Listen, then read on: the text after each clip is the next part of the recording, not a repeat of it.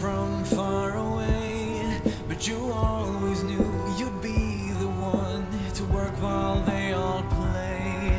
And you'd lay awake at night and scheme of all the things that you would change, but it was just a dream.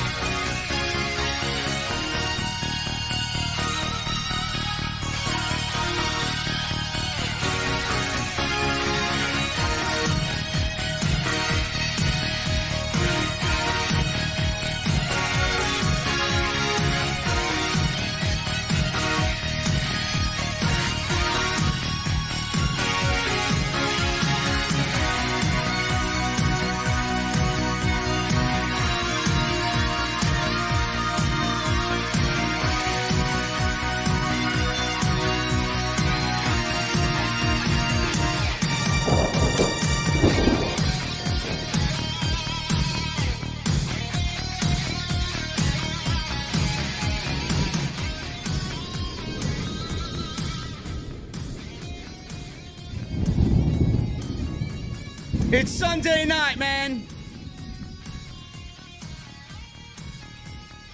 For most of you, it's the end of your work week. For me, it's the start of my work week, man. Episode 440. We got a lot to talk about tonight.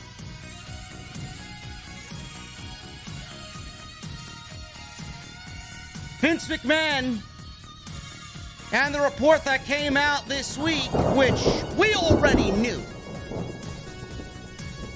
pretty much drove Wyndham Rotunda, Bray Wyatt, out of WWE.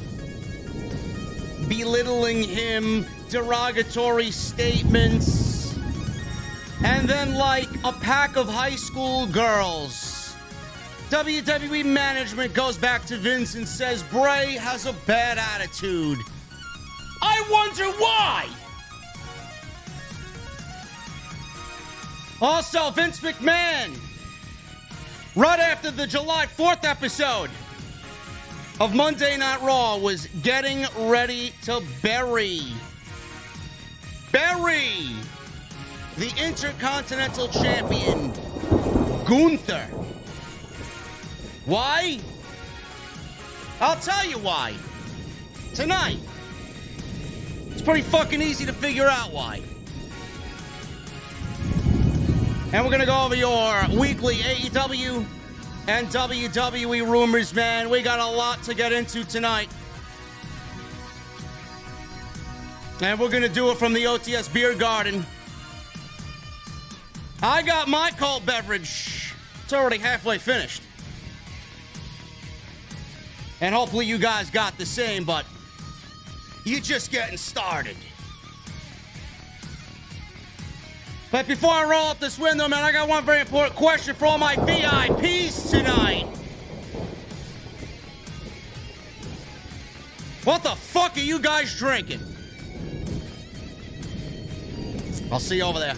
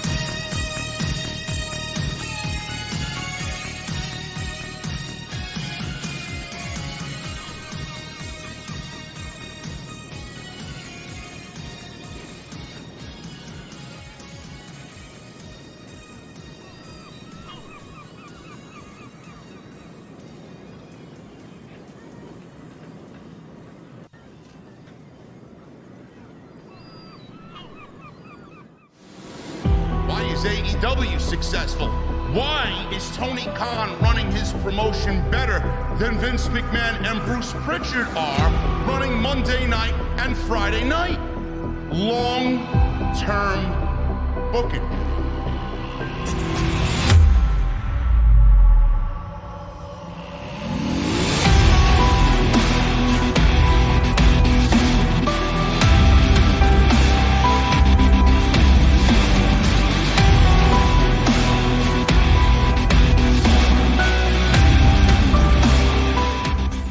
What is going on, guys? Thank you so very much for joining me right here on Off the Script. This is episode 440.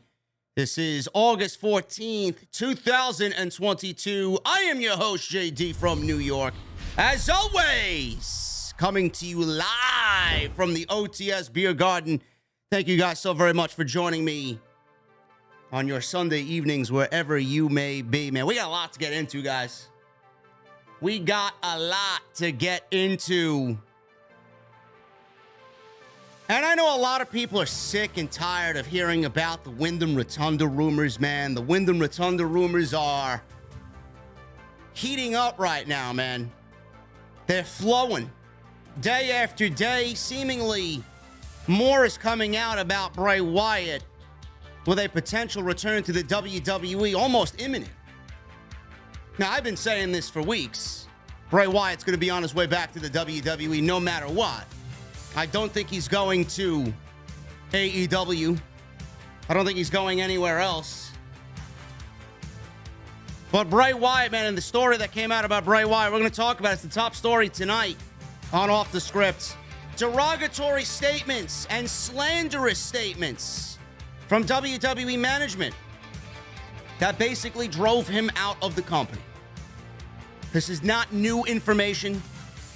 This is not something that you guys are hearing for the first time. In fact, nobody gives me my fucking credit. We talked about all of this the day Bray Wyatt got fired. Everything. We went over everything. But people want to put it behind a paywall and give you the news for $4.99 a month. Meanwhile, I gave you the news for free, exactly how it was supposed to be, and what was 12 months ago.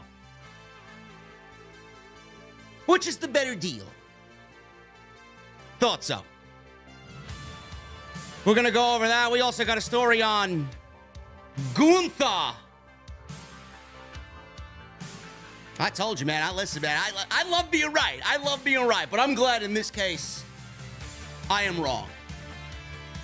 Vince McMahon wanted to bury Gunther after 4th of July. Bury Gunther with the Intercontinental title. Why?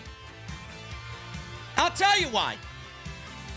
And it's not that difficult to figure out. So we got a lot to talk about, folks.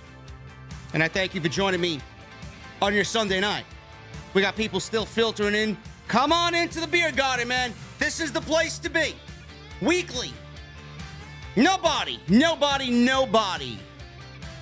looks like us, man. Nobody in the IWC.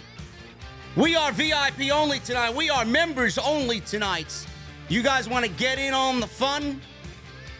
You can certainly do that. Hit the join button wherever you may be watching, man. Hit that join button. Become an OTS channel member, OTS VIP. It is 50% off right now. First month is 50% off. Plus, you get those badges next to your name. Every month, you're a VIP. And you get those emotes with more badges and more emotes to come in the weeks ahead. It's going to be great. So if you guys want to chat, you know what to do.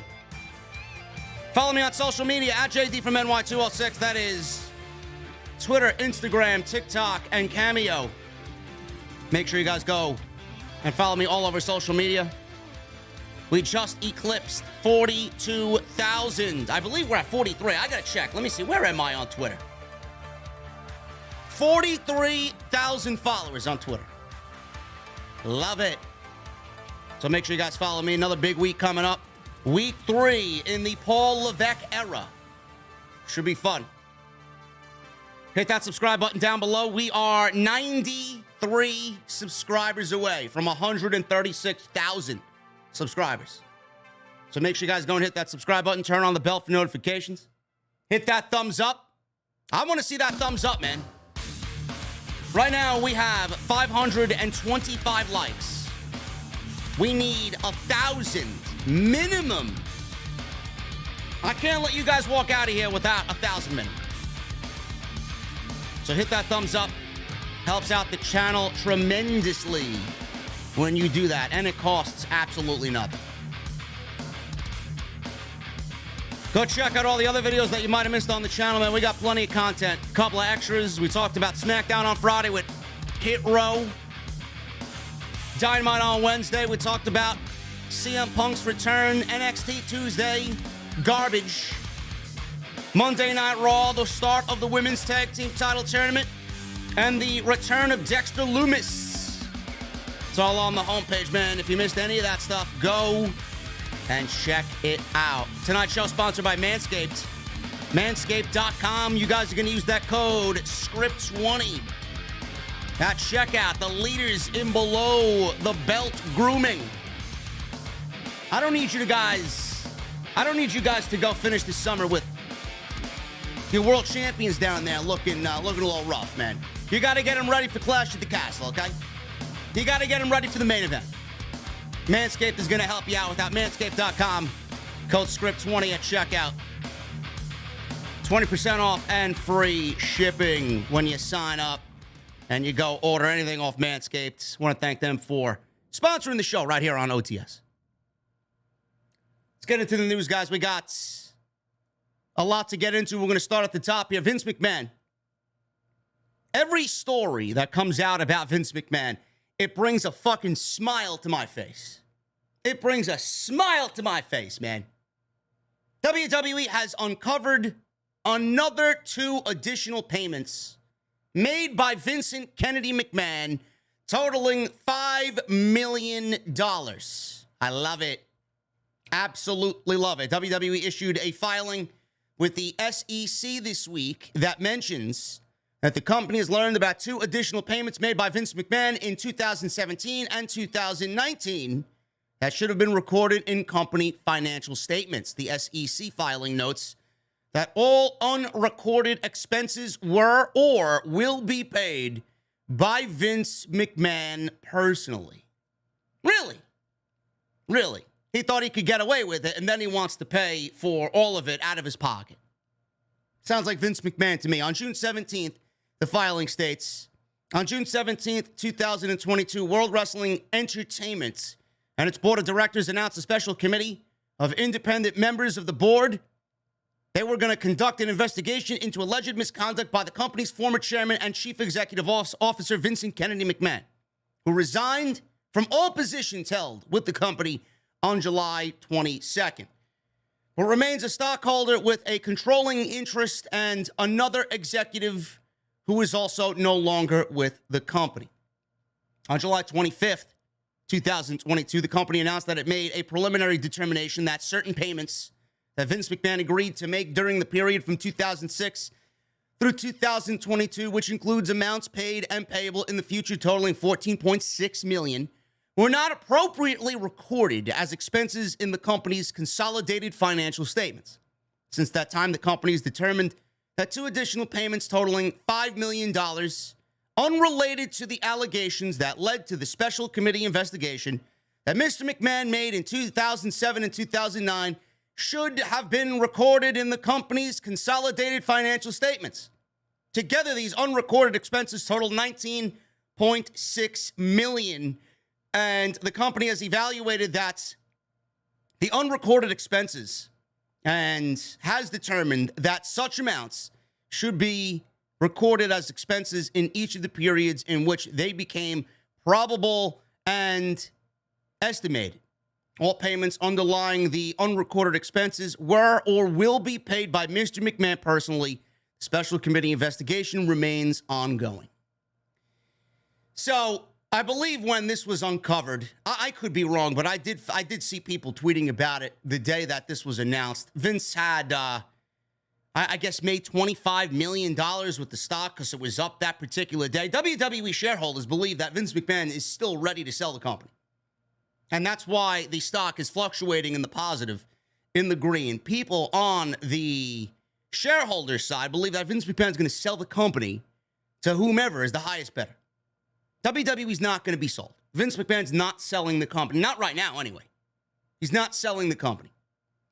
But every time I hear a story like this, the more and more and more you hear about these stories, the bigger it brings a smile to my face, because he obviously has committed wrong, and he's done wrong, and he played God pretty much, thinking he could get away with anything because he's Vince McMahon and he's got all this money and he's leading the biggest wrestling entertainment fucking conglomerate in the world. Good. Good. Everybody eventually sees their day, and this is his day. Finished. Good. Now, listen, I can't stand Vince McMahon in the wrestling realm. I can't. You know, everybody's like, oh, you got to bow down to Vince McMahon. I don't give a fuck about Vince McMahon. I really don't. Oh, yeah, he did everything for us, and he did this, and he did that. He gave us this, he gave us that. The reason why we're here is because of Vince McMahon. Shove it up your pee hole. Shove it up your ass, man. I don't care.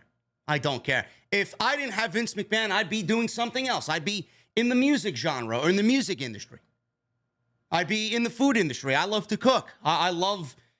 Listen, man, I would love to be... You know, you think the bar here, you think the fucking beer garden and the OTS venue is something that, you know, I fictionally put myself in. Everything that you see here, the aesthetics of the show, is an extension of me. What a lot of you guys don't understand is I'd love to own a bar. I would love to own a cocktail / fucking dive bar. That's been a goal since I first moved to New Jersey. In 2003, met my best friend Shawn working at fucking Torno selling goddamn fucking watches. We always talked about it. We always talked about opening up a pub or a dive bar, a cocktail bar, beer bar, craft beer. We loved craft beer. Everything that you see here is an extension of me. So if Vince McMahon didn't exist and WWE didn't exist, I'd find something else to do to entertain you guys. And I'd be fucking great at it. But Vince McMahon is gone. The reality of the situation is Vince McMahon's gone. I hate the fucking excuse that people are using. Oh, you got to give him praise and you got to give him thanks. Fuck him. Get him out. And I hope to never see him return. He could watch from the sidelines now, sitting in his fucking Stamford, Connecticut penthouse. Or Greenwich, wherever the fuck he lives. His Greenwich fucking penthouse, where I'll be on Saturday because I got a wedding to go to. Maybe I'll run into him. Hey, Vince, good riddance, bro. I'm glad he's home. I hope he's watching from the sidelines. And he's seeing shit now the way it should be done. Tired of this bullshit, man. This fucking now you gotta praise Vince McMahon. Fuck Vince McMahon. And this is not the last. Every story that comes out brings a bigger smile to my face. Good. I hope he faces jail time. I hope he fucking gets the fucking book thrown at him. Good. Good. His son-in-law is now running creative, and in 3 weeks, the excitement around the product is greater than I've seen it in 30 years. Well, not really 30 years. I'd say at least the last decade. 30 years is a bit stretching it. But that's the excitement. You want to go back 30 years, people are fucking as excited now as they were 30 years ago. It's great. I'm fucking thrilled that Vince is gone. So hopefully we see another 5. Another 5. Another 10. Good. Good. All of this actually is not surprising. And moving into the next story, everybody, I remember when I talked about this. Oh, he's not fired yet, man. Why are you already saying that he's fired? In the same week that they uncovered 5 million more, John Laurinaitis. People power. Hey, kid, it's not you. It's budget cuts. We're going to wish you well in your future endeavors. The door is always open. So make sure you give us a call in a year and see where we're at. We got the budget. We'll open it up for you. John Laurinaitis fired by WWE. People power is finished. PW Insider reported this week that his termination is now official, and it happened last week, or within the last week or so, and was kept quiet to just a small number of people. Laurinaitis had been with the company since March of 2021 after a purchase of WCW. A couple of months later, he was promoted to the Director of Talent Relations, and in 2009, he became the Executive Vice President of Talent Relations. He also appeared off and on camera in authority roles, and he was featured regularly on Total Bellas, which was a popular series on the E! Network, with his wife, whom he cheated on, mind you, Kathy, while she was going through fucking surgery for a brain tumor. Kathy Laurinaitis, right? Yeah. How do you feel about that one? Scum. Scumbags. That's what they are.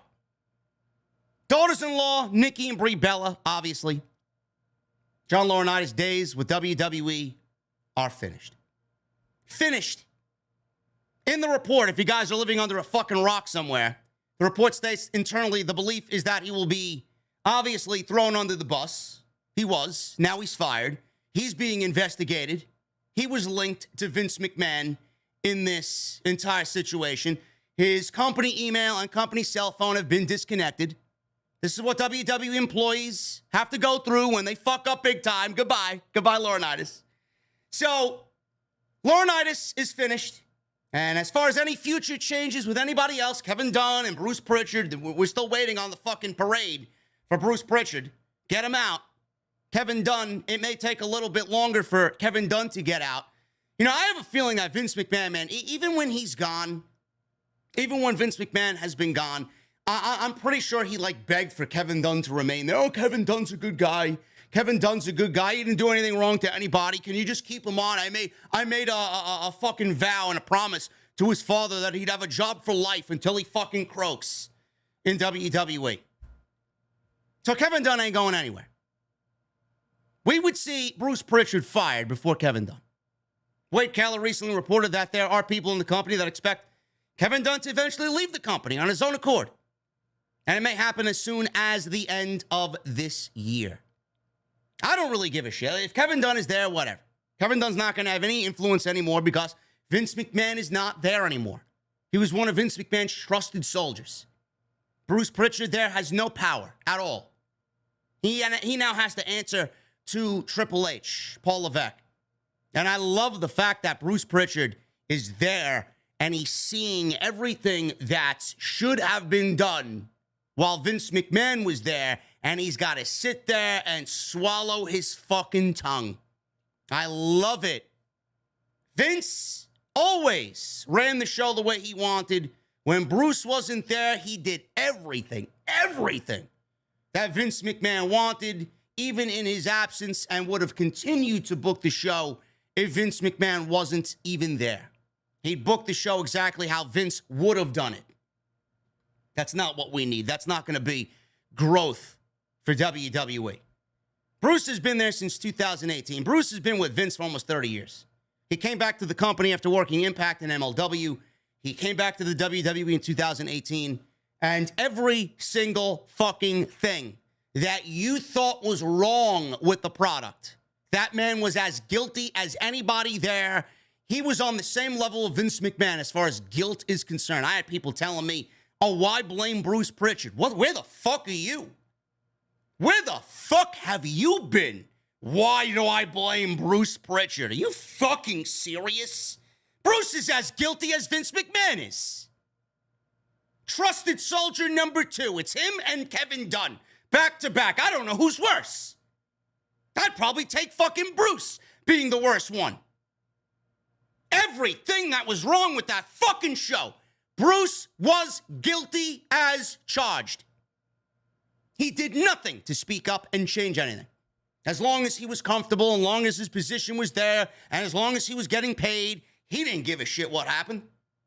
He don't give a fuck about any of the talent. He didn't give a shit what they put on television. He didn't give a shit if a storyline was fucking making sense or was just dropped or if somebody was buried or if a talent had any fucking thing to say and had a problem. He was head of talent relations. Nobody gave a fuck in that company. Nobody. Now things are different. Now things are different. And things are going to be done the right way. I love that Bruce is there. I love the fact that Bruce is watching everything that Vince McMahon did slowly become undone.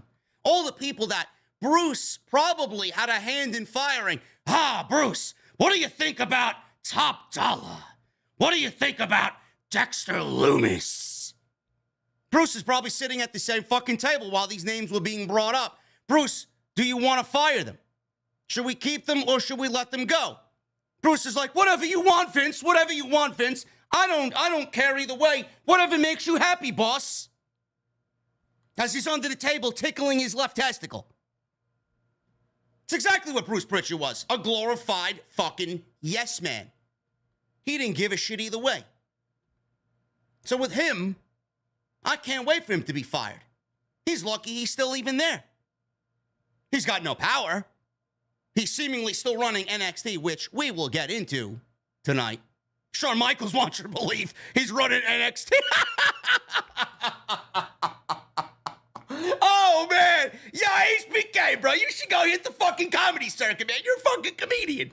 Really? Shawn Michaels is running NXT? No. No, that's the dumbest fucking thing I've ever heard. Fuck out of here. Shawn Michaels running NXT. Oh my God, man. That's as funny as Bray Wyatt joining Impact. Oh, man. A bunch of fucking comedians in this industry, man. Really? You want a good laugh? Just fucking join the wrestling community. Then you got these geeks, wrestle geeks, and Fightful. Here, Shawn Michaels is running NXT because they won't say anything out of line. Fuck out of here, Shawn Michaels running NXT. Yeah, we'll talk about it. We'll talk about it. It's hilarious. It's absolutely hilarious, man. So, John Laurinaitis is fired. Hopefully, Bruce is next. Let's banish Bruce and make him Conrad Thompson's problem. But everybody seems to think that Vince McMahon is still running the show. And like I said, I've been saying this for the last 3 weeks. If you believe that, I'm not going to argue. I'm not going to argue with you. You think that? It's fine. I wear my conspiracy hat every now and then. Really. It's fine. Sometimes it's fun to wear that conspiracy hat. I mean, sometimes it fits good, right? But people seem to think that Vince McMahon is running things in WWE. Now, this is not the case at all. PW Insider talked about this. Mike Johnson and PW Insider reports that McMahon is not involved in any official capacity beyond owning the majority of the company stock. McMahon legally cannot hire or fire anybody. PW Insider added that McMahon has not been to the WWE headquarters in Stamford since his resignation after the Wall Street Journal stories about his NDAs to cover up sexual affairs and sexual misconduct with ex-employees and ex-talent. McMahon was recently removed from all the internal list of performers, and his name was removed from the backstage area during SummerSlam weekend. There is no longer a room designated as Vince's office backstage. Instead, they have an office for the CEO and head of talent relations, Paul Levesque. As for the private gym at the company headquarters, no one has heard of him going there.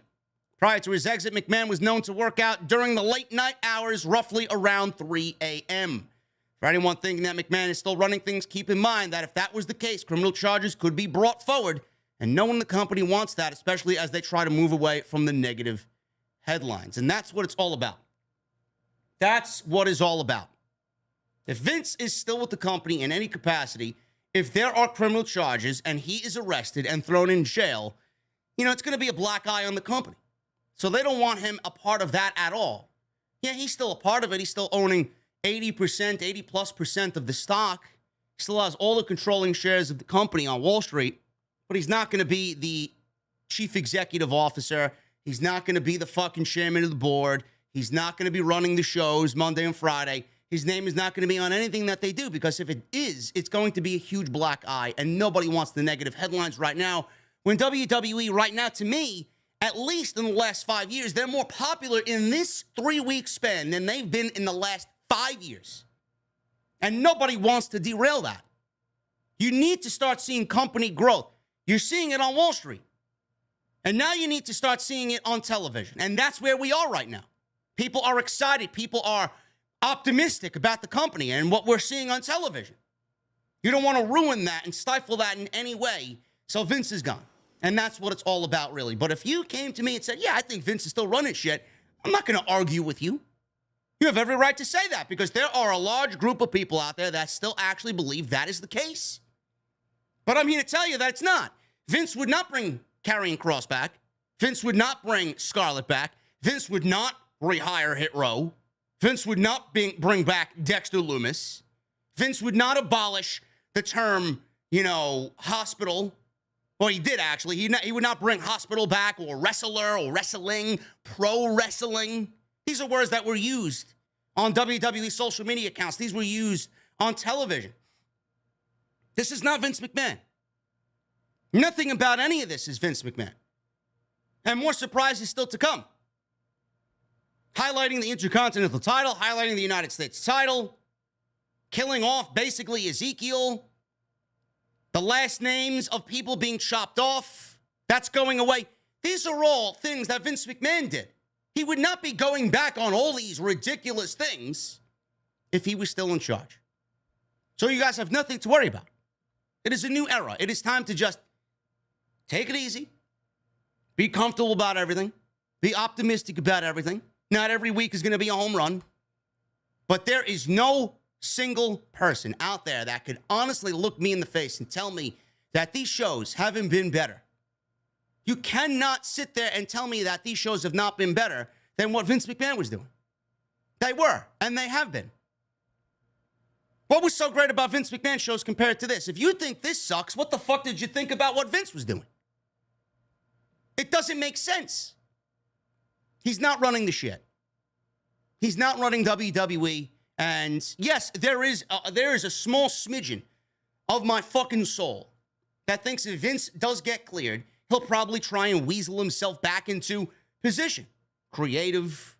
He'd probably be a fucking counselor of sorts and try and take over things and put his stamp of approval on things. Reclaim chairman of the board. I don't think he'll be able to really weasel himself back into creative. I'm not really worried about that, but there's always a part of me that thinks, is it really possible? Can he do that? Where Triple H comes in, Stephanie comes in, and they wipe the slate clean, and they bring in all their own people. Vince come in and just fucking undo everything that was done. I don't know if that's even possible. That would be another black eye completely on the company. And you don't want that. You want to get these fans back. You want to get in the good graces of the fans, which WWE is doing right now, slowly but surely. A lot of people did not watch this shit for years because of Vince McMahon being there. So you want to drive these people away from the product again? You just got them back. Vince being gone is best for business. Absolutely. John Cena. When you mention John Cena to me, John Cena is always best for business. I think John Cena is great. John Cena, he was supposed to be at SummerSlam, rumored to be in a match against Austin Theory. That did not happen. I would assume that it was the plan, and then Vince McMahon and the Wall Street Journal bombshell fell in everybody's lap, and then John Cena said, yeah, you know what, I'm gonna sit this one out, man. I think you can do me in Theory at WrestleMania. John Cena, apparently, there's a rumor going around that John Cena may be at Clash at the Castle. It's this huge show, almost 70,000 people in Cardiff. WWE wants everybody on board for this thing. There's a status update on John Cena as we head into Clash at the Castle, only 3 weeks away. This is the biggest WWE show in the United Kingdom since Wembley Stadium and the 1992 SummerSlam. One big name that won't appear on this show is John Cena. John Cena actually addressed this during a Q&A session at the Wales Comic Con. He says, and I quote, I've been coming to Cardiff to fight for 15 plus years, and every time it's exciting and amazing. I'm not going to be at Clash, Cena said. There you go. John Cena is not booked, and there is no creative plans for John Cena at Clash of the Castle. The event is scheduled for September 3rd at Principality Stadium in Cardiff, Wales. Obviously, Roman Reigns and Drew McIntyre is right now the scheduled main event for the undisputed WWE Universal Heavyweight Championship. Cena hasn't wrestled since losing to Reigns at SummerSlam last year, and he's been adamant that he's not fully retired from wrestling, but is remaining focused on his acting career right now. He did return to Raw last month and indicated that he would not be wrestling anytime soon and did not know when he would return to the ring. John Cena will be back. If John Cena's calendar is open, you're more than likely going to get him back before you get Dwayne back. Even though both are in Hollywood, Rock is obviously the most busiest man in Hollywood. John Cena obviously is adding to his resume. You hear him all over these fucking commercials on TV. He is everywhere, really. And I believe he's filming his syndicated show again, Peacemaker, in Canada. So he's a very busy guy. John Cena is a very busy guy. If he does come back, and I've said this countless times, if John Cena does come back, I don't know how he feels about it, but I would love to see John Cena chase number 17. I think John Cena, if he's going to end up retiring, I think John Cena should absolutely be a 17-time world champion. And there's a story there that you could do it against Randy Orton. You could do it against Edge. I would love to see that. John Cena chasing number 17. That's something that should have been done already. WWE had the capability of doing it with Bray Wyatt, and they didn't do it. So I hope that they do visit that at some point. Randy Orton would be perfect. Edge would be perfect. I honestly think, a lot of people say Randy Orton is his greatest rival. I would say CM Punk and then Edge. Edge was a tremendous opponent for John Cena. Now, obviously, both are a little older, but they're a little bit more wiser. Story to me now would be greater than it would be then. I'd love to see it. I really would. I hope he retires with that in the back of his mind. I don't even know if John Cena would want to win a 17th championship. John Cena is so much about the future of the company. He always, especially in his later years, he's always had the best interest of the future of the company at heart. Always making one-off comments. WWE can't continue to bring back the old guard and these old Hall of Famers. For every old Hall of Famer you bring back to take a spot away from a young kid, you're not really building the future.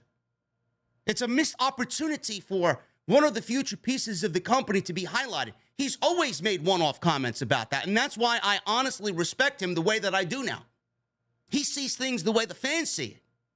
He wants to be there for the simple reason of putting over young talent. And that's what he wants to do. It may be Theory next, but after all the time that they asked John Cena to come back, we got to ask you to put over Roman. We got to ask you to put over Theory. For all these young kids that John Cena is being asked to mold into the future, I do hope that the company does give him one last run as champion. I do. Whether he wins it and then retires, I don't know what his full-time schedule is going to be. That's the one thing that's going to be holding this back. If he wins a world championship, how long is he going to be able to maintain that with his schedule in Hollywood? He'd have to put off Hollywood to be a WWE champion, and I don't know if that's going to be a realistic possibility nowadays. Even if he chases number 17 and fails, I just want to see the story unfold. One last ride into 17. Can he do it? That's the story that should be told going into his final WrestleMania. I hope we see it. Shawn Michaels. He's reached out to Johnny Gargano about a potential WWE return. Shawn Michaels has been asked to reach out to Johnny Gargano about returning to World Wrestling Entertainment. Gargano has been a free agent since his WWE contract expired in December, not signing with anybody and not wrestling since he walked out of NXT. Fightful Select, they provided an update on Gargano and WWE, noting that at the very least, Shawn Michaels was tasked with reaching out to Johnny Gargano shortly after the change in management. No details about how the conversation went. Nobody knows what is going on, but Shawn Michaels was in contact with Johnny Gargano. Many have speculated that Gargano was set to see a return to WWE in Cleveland. That did not happen. We did not see Johnny Gargano at the end of Monday Night Raw. We didn't see him with Ciampa. We didn't see him get involved in the United States Championship match. We didn't see it. Now, AEW Dynamite, they'll be in Cleveland at the end of the month. I believe the last show before All Out is in Cleveland. Now, a lot of people say that Johnny Gargano could possibly show up to that show. I've had some people reach out to me that live in the greater Cleveland area that have seen Johnny Gargano out in the wild, out at dinner, and have asked him, hey, can I get an autograph? Hey, can I snap a picture?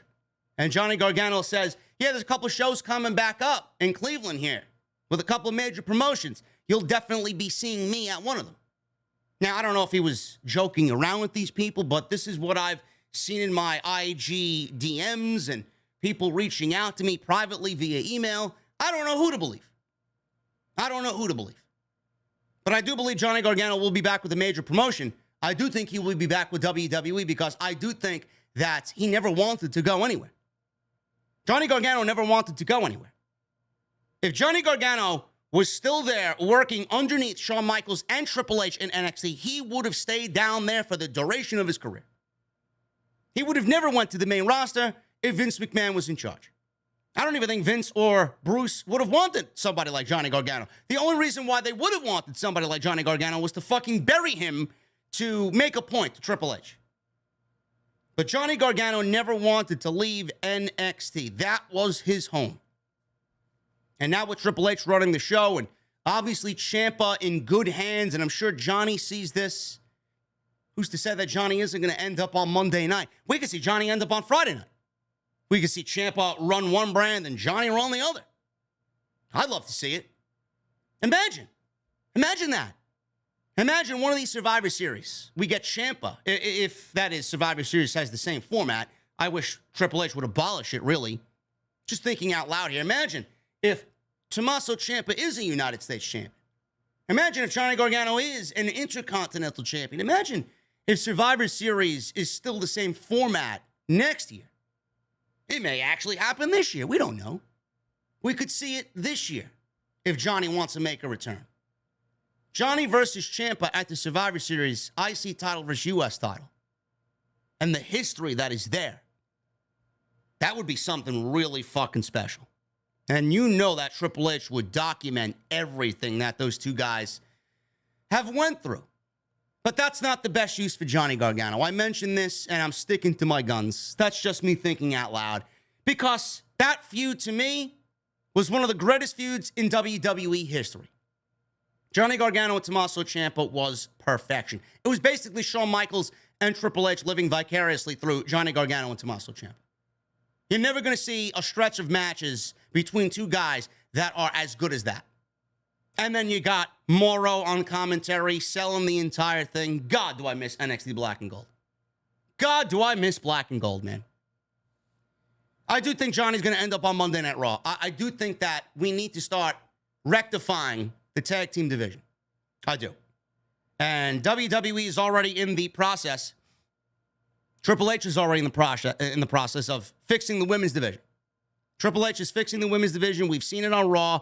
He's got a lot of work to do on SmackDown. That division isn't really where it needs to be. But the tag team division seems like it's maybe 1, 2, 3 minor moves from really being top tier. And how I would do this is you put Johnny on Monday Night Raw, you align him with Ciampa. Obviously, you got to take Ciampa away from The Miz. Ciampa and Gargano, you make them a babyface team, you get DIY back together. For now, I'm not saying it has to be, oh my God, they're going to end their career as DIY. No.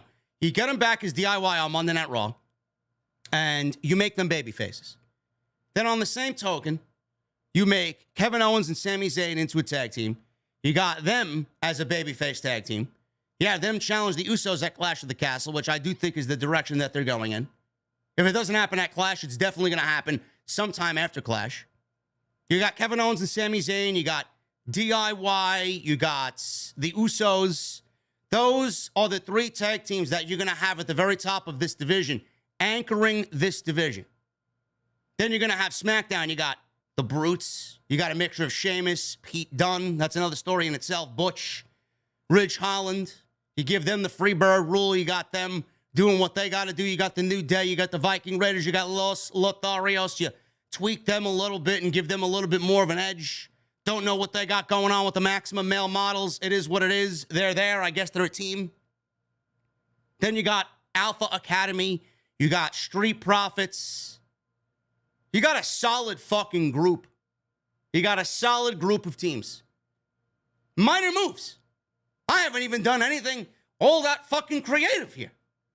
Minor moves. The biggest move you would do is when the draft happens, which rumored it's happening after Clash of the Castle. I hope so. That would be a huge fucking change to the overall presentation of the product and really give Triple H a fresh start, legitimately, because he's inherited everything that Vince McMahon has done. Draft, you make one title, unify the tag team titles, merge the divisions, you have the titles go from SmackDown to Raw, from Raw to SmackDown, and you have them be a floating tag team championship, just like the women. I never understood this. Nobody really asks this question. Nobody really goes out there and asks why. The women's tag team titles, they float from show to show. Well, why aren't the men's tag team titles the same way? So why are we doing one and then not for the other? And this is minor. I haven't done anything at all to really drastically change much of anything in the tag team division. That's where Johnny's value is going to be. That's his value. You bring him back, and that's what you do. And most of these teams, Sheamus, Pete Dunne, Rich Holland, any one of those guys could be a singles guy. You could have them work singles. Sami Zayn, Kevin Owens, you could do singles with them. Johnny Gargano, Tommaso Ciampa, you could work singles with them. Chad Gable, you could do singles with Chad Gable. So not only are you developing a tag team division with solid fucking teams that make sense, but half of the fucking teams could be used in a solo capacity as well and be used as solo performers. So you're not really pigeonholing them into a tag team and only being stuck in a tag team. This is what needs to be done. This is what needs to be done. I have spoken. I've been asking for this since 2016. I don't know why we haven't even gotten there yet. Not even close. Hopefully Triple H knows what the fuck he's doing, but Johnny Gargano will be back in WWE. When and where, I don't know, but he's going to be back in the WWE. That is my prediction. Vince McMahon and Bray Wyatt. This is the big story this week. Vince McMahon and Bray Wyatt. I talked about this extensively. I continue to talk about it every time there's a news piece that's out there on the internet. Nothing I'm about to read to you is surprising at all. If you are an OG of the channel, all you need to do is go back and check out Bray Wyatt fired the initial day of, right after it happened, went live in front of 5,000 plus. Right here on OTS. Nothing I'm about to tell you is new information. The dirt sheets and the big wigs in the community, they want you to think that this is all new information. This is nothing I'm about to read to you is new information. Nothing. Every single one of you already know what I'm about to tell you. Vince McMahon apparently shouted derogatory things about Bray Wyatt's physique. McMahon's inner circle started rumors about Bray having a bad attitude. We see Triple H bringing back a ton of talent. The biggest name on that list is Bray Wyatt. Is Triple H, is Paul Levesque going to go out and get Bray Wyatt? Is he going to bring Bray Wyatt? Is he going to bring back The Fiend to WWE? I want to make this very well known right now. I don't want to see Bray Wyatt as The Fiend back in WWE. If we get Bray Wyatt, it's going to be a different version of Bray Wyatt. Bray Wyatt is not going to go back and give you exactly what he was giving us with The Fiend when Vince McMahon was there. If anything, he's going to tie up loose ends, finish the story, and evolve into something completely new. Why would he go back and do something that has already been killed? There's nothing more that we care about when it comes to The Fiend. I honestly think Wyndham would be doing a mistake. It would be an error if Wyndham brought back The Fiend. The Fiend was dwindled down into nothing. The gimmick was killed and embarrassed. It was given to Alexa Bliss because that's what they thought of Bray Wyatt.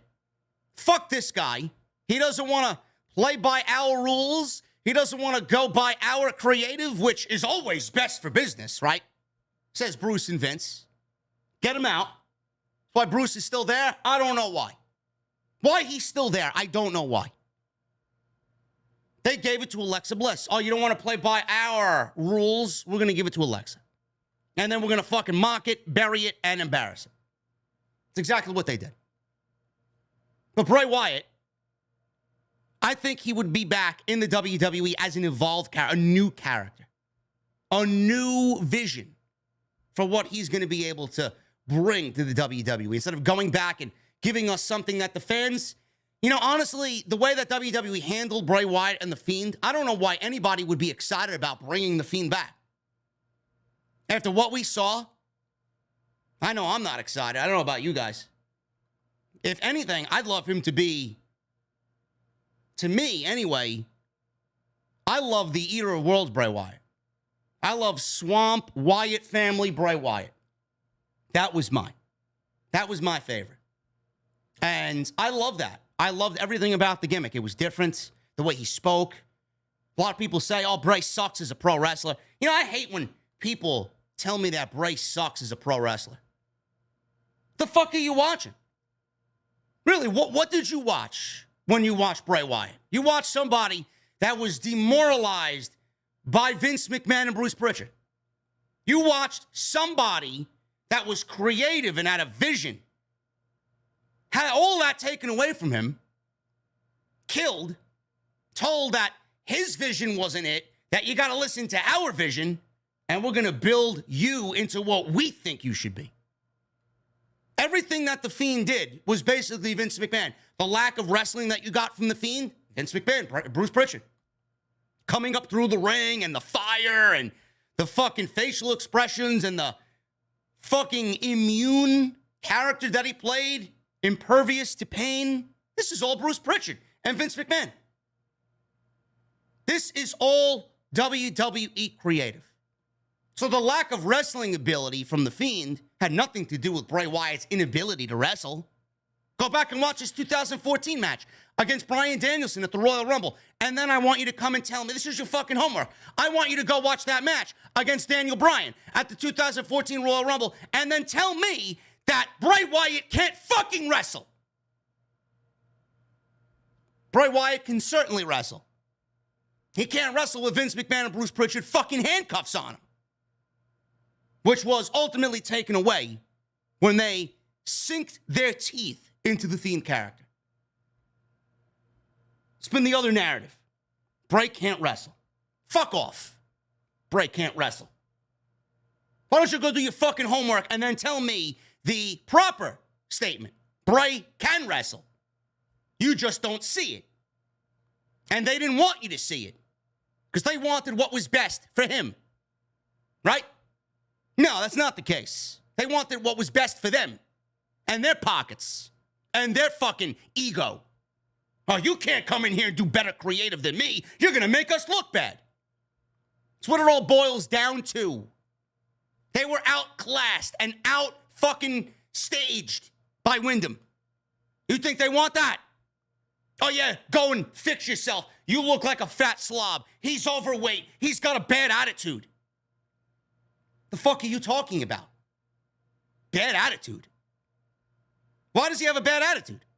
He's got a bad attitude because you're telling him what to fucking do with his fucking creation. And you're not listening to anything that the man has to say. Fightful. Fightful on their $4.99 paywall, giving you information that we already knew a year ago. Reported details after internally gauging interest from WWE higher-ups, staff, and talent. One star stated he could tell by last year that Vince McMahon was simply done with Bray Wyatt as he didn't like him personally and would shout derogatory things at Wyatt about his physique. So he didn't like Bray Wyatt personally. Why didn't he like Bray Wyatt personally? What was so bad about Bray Wyatt personally that he took issue with Wyndham? Maybe it's something his family did. Maybe Wyndham's family did something or said something to Vince McMahon and the WWE. I don't know. I don't know. Was he punished for something along those lines? Possibly. Won't be the first time WWE meddled in pettiness. But he didn't like Bray Wyatt. He didn't like Bray Wyatt. I don't know why. I don't know why. Was he destructive? Was he attitude-ridden? Was he somebody that did what he wanted to do without listening to management at all? I don't see him coming off as that type of person. I don't. Now, if you bring him to a point where you are going to do what you do to him and push him to that limit, yes, I could see anybody being that type of person. Bad attitude and destructive and nasty, defensive. I could see anybody being that way. But Vince McMahon is never wrong. So he didn't like Bray Wyatt. They were done with him. You could have seen that they were done with him the way that they booked the entire fucking Fiend character. You could tell that they were done with him basically around the time he did that fucking god-awful swamp match with Braun Strowman. They had no fucking clue as to how to progress. A Braun Strowman-Bray Wyatt feud lasted 4 fucking months. Yes, they were in the middle of a pandemic, but 4 months where he goes and does everything he needs to do and then transforms himself into the Eater of Worlds, Bray Wyatt. And then he goes into SummerSlam, loses the fucking championship to Roman Reigns, who never wrestled the entire fucking match that Strowman and Wyatt had. made it a triple threat match, and they casted him out completely. I don't even need to do that and say that. They were done in Saudi Arabia when he got buried by Bill Goldberg. That's when they were done. Anything else that followed that, just cherry on top of the fucking bullshit Sunday that they created for Bray Wyatt. They were done in Saudi when he buried Wyatt. From the moment that match happened, done. Done. As soon as that referee's 3 count was made, Bray was dead. He never recovered. Everything that they did after that, a waste of time. They just added on top of the fucking embarrassment every single time they put him in something. Concluding with this Randy Orton storyline that had no fucking ending in sight. They didn't know what to fucking do. Everything about it was just, you could tell it wasn't even Bray. It wasn't even Wyndham. None of this was his idea. None of it. This was all WWE, Alexa and Randy Orton and the fucking magic and the fireballs and her being possessed by the Fiend. This was ridiculous. Everything about it was ridiculous. And then this culminated at WrestleMania where he was supposed to beat Randy Orton but lost. People were confused at the end of that WrestleMania match. Why did Bray Wyatt lose? It was supposed to be him winning. With all that we saw, he was supposed to beat Randy Orton. No. That's when he was finished. Completely. They took him off television, never to return back. One talent stated that McMahon did that because Wyatt pushed back on creative and called things out that were bad, which Vince McMahon didn't like. So Wyatt was labeled as having a bad attitude. Imagine going to work. Imagine you sitting at home, drawing up concepts about a new character, a glorified rebirth of your career after they already fucking killed you once, right? All right, I'll take whatever they did and make it better. We'll do it my way now. WWE had this Bray Wyatt it was a phenomenon when it came out. The Fiend making that debut at SummerSlam, burying Finn Balor, the entrance and the fucking lantern that got made into a fucking head. Somebody it was a decapitated head. It was his old image, I believe. It was his old Bray Wyatt image as the lantern. Everything about it was just mesmerizing. The entrance, the music, the fucking lighting, everything about it. From what we saw then about Bray to where he ended at WrestleMania against Randy Orton with Alexa Bliss sitting on top of that giant toy box, it was night and day.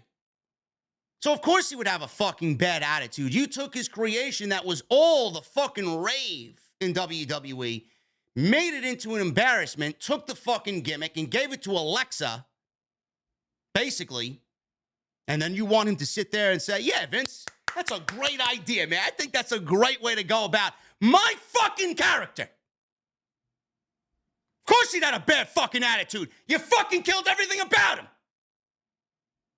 What, do you want him to sit there in silence? Yes, Vince. Yes, Vince. Yes, Vince. He had a bad attitude. Vince didn't like him. Vince didn't want anything to do with him. Why? Because he wasn't a fucking yes guy. He showed some sort of defensive mechanism to Vince McMahon, calling out shit that was bad, and he got labeled with a bad attitude. I'm sorry, you're basically killing my career, but you're asking me to be a team fucking player? Now, I don't think that's going to fly with me. I don't think that would fly with anybody. So Vince didn't like him because he told Vince what he needed to do, and Vince doesn't like that. I'm sorry. Is Vince right about everything all the time? If you watch the fucking shows in the last 10 years before he retired, thank Christ, I can pinpoint fucking lists, longer than the list of Jericho that WWE had every single fucking week. Every single week, and we did so every week on the podcast. No, but he had a bad attitude. Fuck off, bad attitude. This guy's a human being with human emotions who was obviously passionate about something and then you want to call him and label him with a bad attitude because he didn't like what you were doing with his character and you deviated away from the original concept that he had devised and had a vision for to fucking sell dolls and do this and bring Alexa into the fold, and you got to be a company guy because Vince McMahon wants you to and expects you to. Fuck that.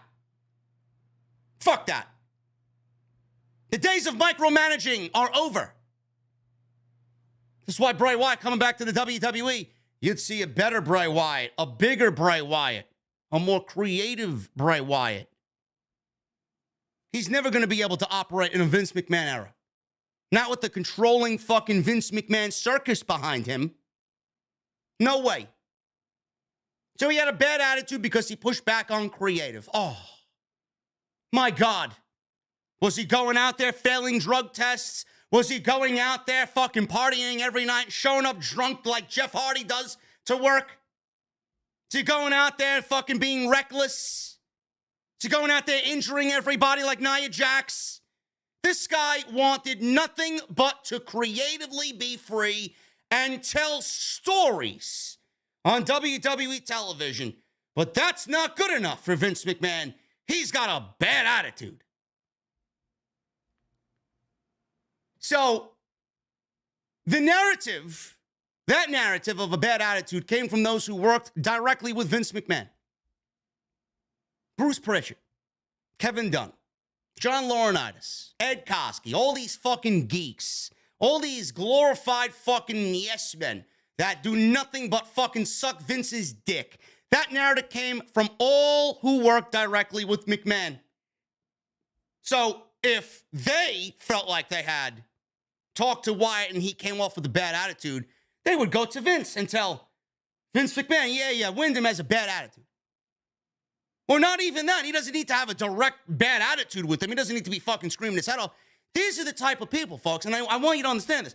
This is the type of people. Vince McMahon had these types of people on his team. If there was a civil discussion about creative and he wanted something and was very, very adamant about it in the most respectful way, these people would listen to him and then go back and tell Vince that they didn't like the way he came off. There could be nothing said there as far as cursing or yelling or no aggressive attitude. He could sit there and tell Bruce and Ed Koskey and all these people that he wants this done. This is the way he sees the vision for his character.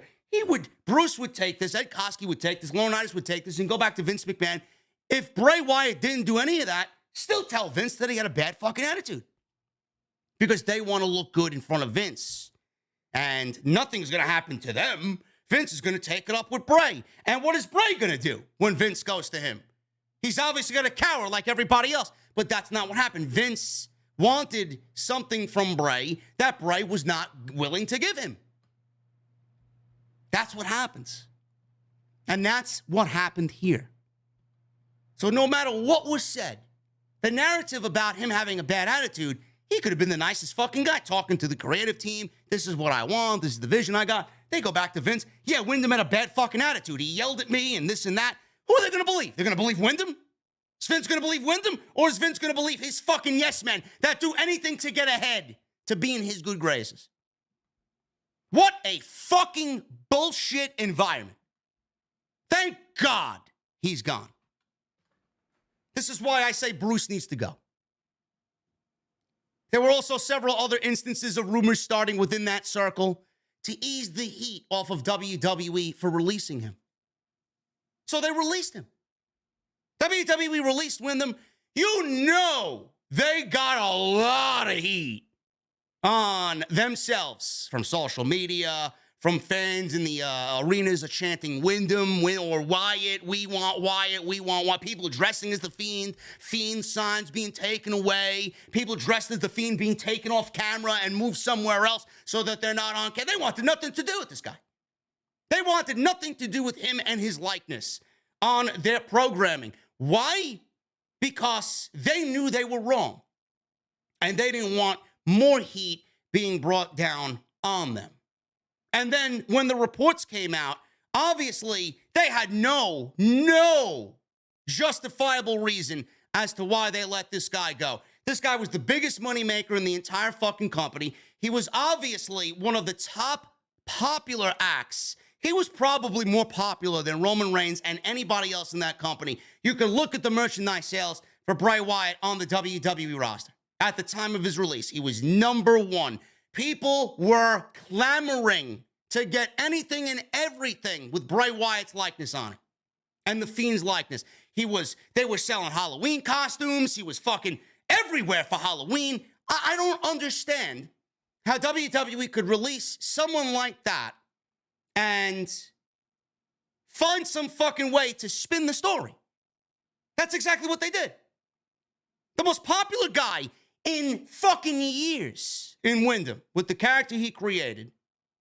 He was fired, and then WWE wants to go out there and shill excuses. Yeah, he had a bad attitude. Yeah, he was overweight. Yeah, he had mental problems, or he was depressed. He needed to take time off to go ease his mind and, become a little bit more undepressed. You heard it all. You heard it all. The bullshit that came out when he was released was ridiculous. So, obviously, most of these things were debunked. We saw pictures of Wyndham. He looked great. I think he even came out and said, yeah, he was, people said that he was depressed. He wasn't depressed. The only reason why he would have been depressed is because he lost one of his fucking best friends in life in Brody Lee. This is how sick WWE is. They want to claim he's depressed and has mental issues. Meanwhile, the man was probably fucking grieving for months that his best friend passed away. No, but they want to spin it and tell everybody and report that he has mental problems. He's depressed. He needs to go home and have personal time. The guy was fucking grieving. This company under Vince McMahon, they're fucking sick. They're sick fucking people. How you could do this to another human being, I don't understand it. I don't get it. And then they want to shove that in your face and tell everybody that that's the reason. That's the way it was. No, it wasn't. It was not the reason. You had no fucking business firing somebody like him that did more good for your company than negative. Oh, he was making too much money. Fine. Fine. Whose fault is that? Is that Wyndham's fault? When AEW hit the scene, WWE was throwing buckets of money at people, so they didn't jump ship. Whose fault is that? That's not Wyndham's fault. Wyndham took advantage of that. You got no fucking problem bringing in Bill Goldberg, though, for fucking $3 million per appearance. Never mind Wyndham making $3-4 million a year. You got no fucking problem bringing in Bill Goldberg to pay him $3 million per appearance, right? No, but we got to get rid of Wyndham. We got to fire Wyndham. Fuck out of here. Wyndham played the system just like everybody else did. AJ Styles got a bigger contract because AEW existed. Wyndham got a bigger contract because AEW existed. Braun Strowman got a bigger contract because AEW existed. Everybody got bigger contracts because AEW existed. WWE felt the heat and they didn't want to lose their top tier acts to AEW when they were signing everybody and needed big names on their television show. Wyndham was a part of that. Whose fault is that? It's not Wyndham's fault. It's WWE's fault. Then you want to place the blame on him because he was making too much fucking money. Why did you give him all the money that he was making? Because of your fucking scared nature. Because you were feeling the heat from AEW and you had to do something. You reacted to AEW being on the scene.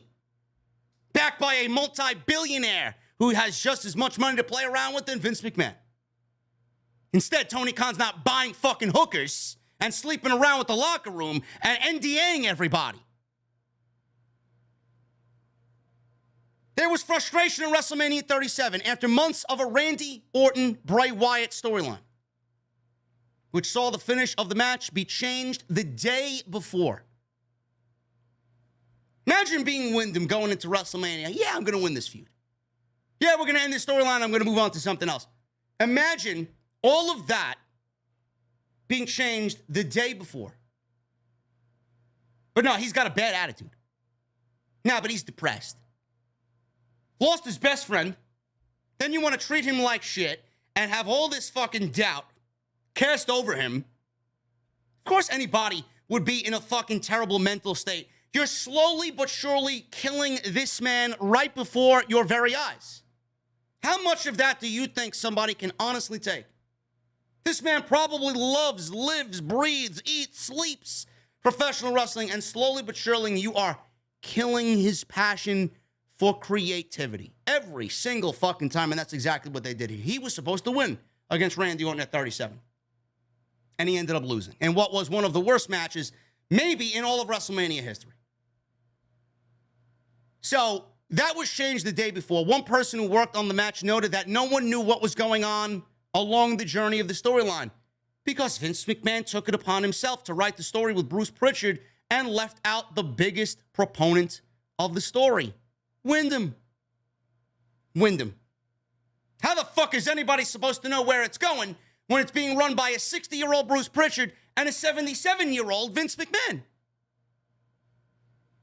Orton was supposed to lose and have months off. However, that was reversed with Wyatt taking time off and wasn't brought back before he got released. The report noted that there was never a long-term plan by Vince McMahon's regime for the resolution of the story, which frustrated those involved as it was heavily featured on television. They didn't have an ending in line with the story. They didn't have any ending in line. We got a fucking Inferno match. We got Bray Wyatt being burned. We got the Burned Fiend coming to television. We got Alexa taking most of his powers and throwing fireballs at Randy Orton and doing fucking sigil magic on WWE TV inside the Thunderdome with falling fucking shit from the ceiling. They had a fucking blast as long as they were entertained. But I could sit here and tell you that the majority of the fucking people that watched this shit were absolutely mortified. It was so fucking terrible. One person who worked heavily with Bray Wyatt said, I can't speak for him, but I know I've heard his name brought up, and I don't know how you couldn't feel better about coming in now if you were him. Yeah, all of this is changing. All of this is changing. Now, the wrestlers stated that the type of things that they would say is why they didn't push back on creative, because if a top guy like Wyatt got fired, no one was going to feel safe. So, look, they used it as a way. They weaponized it. They weaponized Bray Wyatt's release to instill fear in the rest of the locker room, just to get their point across. Don't cross the boss. You got a problem with creative? Fuck off. They fired the most creative entity in that entire company that is an active performer, and they fired him to weaponize his release and instill fear in the rest of the locker room, because if a guy like that, with everything that I just said, he was number one merchandise-wise, the most popular guy in the company, if someone like that could be released, then anybody is at risk of losing their job. That's how fucked up this company is. They weaponized Bray Wyatt's release from the company. They used it as a way to make that locker room filled with fear. They filled that entire locker room with fear. The specific relationship between Wyatt and Triple H is unknown. Still, several people have stated it's a clean slate, because if Triple H thinks a talent can help the company or make money, most believe he's largely going to throw whatever issues they had with Vince out the window for the sake of creating a better show. And that's exactly what Triple H is going to do. That's exactly what Triple H is going to do. And we've seen it already. Hit Row's going to make SmackDown's tag team division better. Dexter Lumis adds depth and story to Monday Night Raw. Karrion Kross adds a main event level performer to the SmackDown roster. And more to come. Johnny Gargano coming in. There's another tag team waiting in the wings. Probably one of the best tag teams on the planet in DIY. They are going to help everything that this company is in dire need of. That's what he's doing. Wyndham. He's not going to be making the money that he was, even though they could certainly pay him. But WWE is going to pay him what they can right now. And if they pay him handsomely, not as much as he was making, and gives him creative freedom to tell the stories that he wants to tell, obviously overseen by Triple H, who's head of creative, he's going to allow someone like Wyndham to work. He's not going to go the same way that Vince McMahon did and Bruce Pritchard did. So the relationship might not be there, but I'm sure Triple H knows exactly what this man has been through. So they have a commonality there. They have common ground there. Let him work. Everybody knows Bray and whatever a character he creates on television is going to make the company better and make the company money. That's all Triple H wants. And then on top of that, he's going to use it as a statement. You fired this guy, I'm going to make him better than you could ever. So that statement that Triple H is waiting to really get out there as far as, yeah, I'm doing things differently than the old guard, than the Vince era. That's always going to be there. And we've seen that multiple times throughout the 3 weeks that Triple H has been leading creative. One person who worked heavily with Bray said, I can't speak for him, but I know, how could you not feel better about coming in now if you were him? Meaning that Vince McMahon's not there. And how could you feel anything but fucking great about that? Several current wrestlers said they'd happily go to bat for him, but don't believe he's going to need it to get brought back. People at WrestleCon noted it didn't seem like Wyatt shut the door on the idea of returning to WWE. It was also noted that he had no interest in going to Impact Wrestling. Those close to Wyatt have started to get quiet when reaching out to them about what's going on with Wyatt and his future. His name has at least been pitched for a return within creative, but that doesn't mean he's returning because many names have been pitched within creative since Triple H has taken over. Fightful Select also reported that WWE higher-ups believe that the company is looking more likely to get Bray Wyatt back. And Mike Rotunda, his father, this is Bray and Bo Dallas's father, former IRS, one of my favorites of all time. He said that they're not done in the wrestling business. He says, and I quote, they're definitely not maybe done. This was last April, says Mike Rotunda. I don't know. They kind of got their own foot going in and doing a couple of different things, trying to see what's available. So, maybe you'll see them back. Maybe you won't. I don't know yet. But I don't want to speak for them either because I know they're trying to reach out and get some different things going. John Cena shared 2 Instagram posts related to Wyatt. And when John Cena Instagrams something, that more than likely he's insinuating to the fans that something may be on the horizon. And then Wyatt's long message on Twitter last week where he cryptically wrote about his future, he had to go out on social media and claim that it had nothing to do with his possible future. He was just letting people know. Wyatt claimed that it was not his intention to tease his next move. You're not going to see anything from Wyatt at all. He's just going to show up. So, what I had to say about all this is basically the same thing that I said back when he got released. Nothing's really changed. But now more and more and more stories like this are coming out. Bray Wyatt working under Triple H is going to be a lot different than working under Vince McMahon.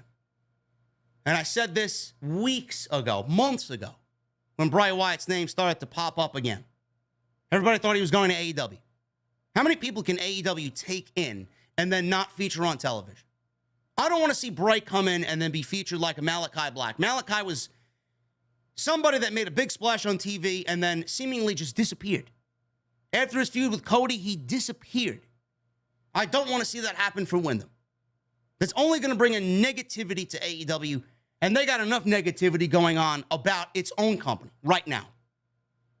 They're not doing everything right. Neither is WWE. But Wyndham going to AEW, I think, would create more unrest. And it would magnify AEW more so than they're magnified right now. I don't think Wyndham is going to go and start brand new with a new company and a new locker room. I think he's going to go back for 2 reasons and 2 reasons only. Because this is where his character has pretty much resided most of his career, on the main roster. We saw Eater of Worlds Bray Wyatt, and we saw The Fiend. He's going to go back to WWE television to either continue what he was doing before in the past administration, or take the ending of what we should have saw with The Fiend and create a completely new vision for himself. He doesn't want to do that somewhere else. This is just me talking. I don't know. This is just me from what I see. He doesn't want to go somewhere and start brand new with a new vision. He wants to finish what he started and then do something new. Where he did it, not somewhere else. And obviously he wants to go back and prove everybody wrong. Because there's that part of somebody, and I love that. I love seeing that. I love being a part of it myself. I love seeing it and living vicariously through someone else. When he has been done so wrong, and when someone, doesn't even have to be him, when someone is done so wrong by an individual or a party of individuals, and he has the opportunity to either go back and work for those individuals and prove them wrong, or in this case, go back to WWE and show everybody how great he really is and why he was held back because Vince McMahon didn't allow him to break free. I love that. Him going back there to be creatively free and prove everybody wrong, all that former administration wrong, is such a beautiful thing. It is such a natural high. And I could speak from experience, not only for yourself, but watching it as well. To watch it happen to good people is fucking tremendous. I love it. So I do think he's going back to WWE. When? I don't know. I wish I did. I wish I knew. When? Where? How? I don't know. If I was to really gauge on something, I would say probably closer to Halloween. We're not done with the returns. And Triple H is not done by a long shot, as been reported in the last week. He's not done by a long shot. You will continue to see returns and surprises. I'm going to say around October. I do think we see Wyndham back in WWE. And I wish him nothing but the best. And believe me, I'll be sitting here fucking living vicariously through him, as I'm sure all you guys will, to be back on television and do things the right way and prove everybody wrong. Let's check the chat. Let me see what I got going on here, guys. First of all, let me put on some music. 2,700 people. We got 9 new members tonight, man. Shout out to all my new members. We got 1,000 likes. 1,000 likes. Heading towards 1,100. I'm going to need a new minimum, guys. 1,100 is the new minimum. Actually, no, not 1,100. We're on our way to 1,500 is the new minimum. I don't even know what the fuck I'm talking about anymore. 1,500 is the new minimum. Hit that thumbs up if you guys have not done so yet. Super chats are open. You guys are going to get them on in. And we're going to hang out at the end of the show. Tonight's sponsored by Manscaped. Manscaped.com. Remember, Manscaped.com. Code SCRIPT20 at checkout for 20% off and that free international shipping. As always, want to thank Manscaped for sponsoring the show right here on OTS.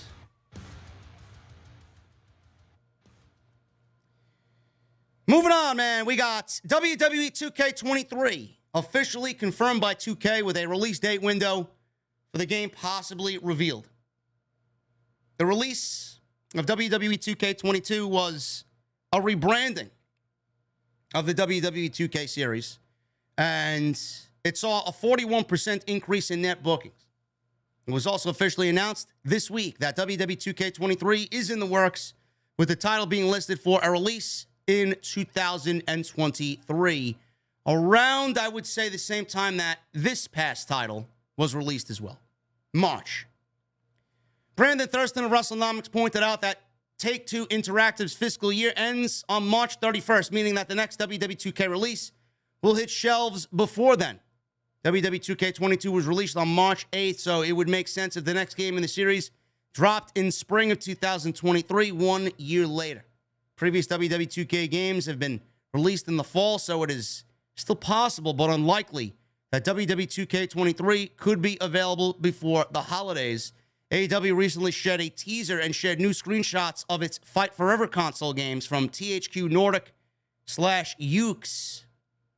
And that has a placeholder date of December 31st, 2022, but I honestly do think that the game was announced possibly for February or March, around the same time as 2K23 next year. I don't really understand why we're releasing another game only a year later. This is the problem with these video games. Call of Duty every year. Madden every year. NBA fucking 2K every, and nothing changes. They hyped up 2K22, WWE 2K22, to be the best looking WWE game of all time. And it looked good. So what are they going to do to enhance what they did here? This is why I don't get it. What are you going to do differently as far as graphics in 2K23? What are you going to do differently as far as a career mode in 2K23 that is going to be vastly different from what we saw in 2K22? It's always the same shit. Oh, I got to go through NXT. I got to start off as a rookie upstart. I got to go to the main roster. I got to go to SmackDown. I got to go to Raw. How many different times can you play the same fucking story and them ask you to pay $70 to play the same fucking game that you played not only a year ago? It's ridiculous.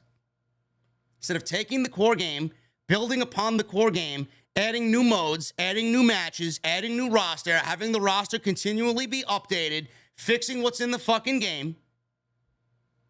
I don't get it.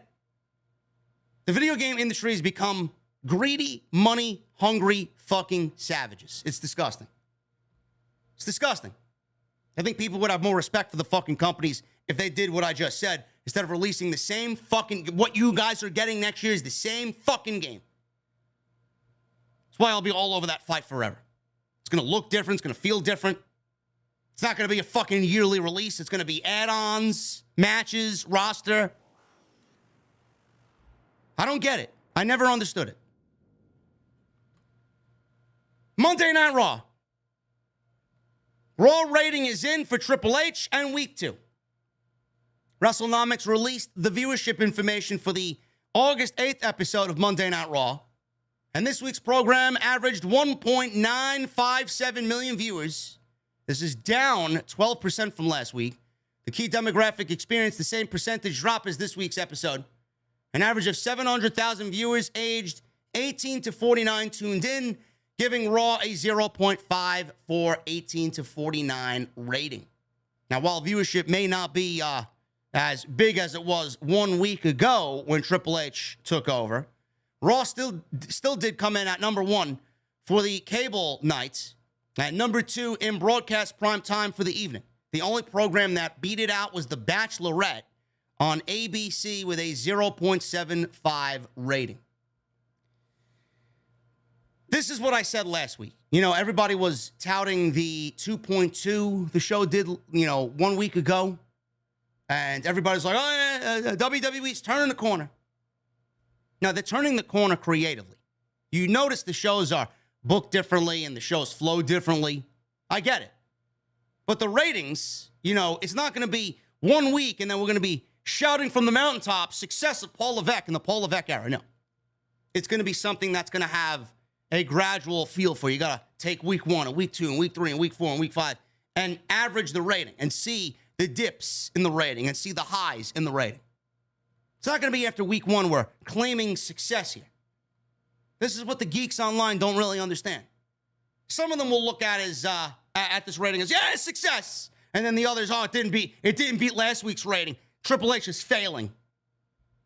The shows are better, vastly different, creatively, feel-wise, atmospherically. Vince McMahon wouldn't be doing half of the shit that Triple H is doing right now. That's what you're paying attention to. The ratings are going to go up, the ratings are going to go down. But the ratings for Monday Night Raw are a lot better here in the last 2 weeks than they were in the Vince McMahon era, where they averaged 1.6, 1.7. Triple H is averaging 1.9, upwards towards a 2. Let me tell you something. Monday Night Raw has rarely hit a 2 this year. So that in itself is a fucking success. And USA Network is very pleased with what's going on now. Triple H. He has spoken to Doudrop about a possible name change. Many fans didn't like the name change from Piper Niven to Doudrop. And they were concerned with her presentation under Vince McMahon. No shit. No shit. Triple H is in charge now, and he is making several changes to the product, and some fans are hoping that she could get a name change in the future. Same thing goes for Peter Dunne, a.k.a. Pete Dunne, who's now operating under the name of Butch. Let me at him, Scoob! Let me at him! Running around like a fucking cartoon character. While speaking with Inside the Ropes, Doudrop revealed that she has talked with Triple H about a potential name change. She says, and I quote, "I'll give 100% full transparency about it. We did have a conversation about it. We did have a conversation because here's the thing. Before it was Vince's vision, and now it's Triple H's vision. So it's like, what's your vision, and where do you see this going? Are you open to ideas? For me, I don't mind either way. I would just like to make more deliberate steps going forward with my character. I feel like for the past little while, things have been weird," she says. She said when her character was given the name, she didn't initially know what to do with it. And it took her a long time to get comfortable with the character. Now that Triple H has come on board, I kind of just want to get more of a feel of who I'm supposed to be and what the options would be as far as different facets of that character, or maybe a new character, or maybe even an old character. So we'll see. As I said, it's an exciting time, end quote.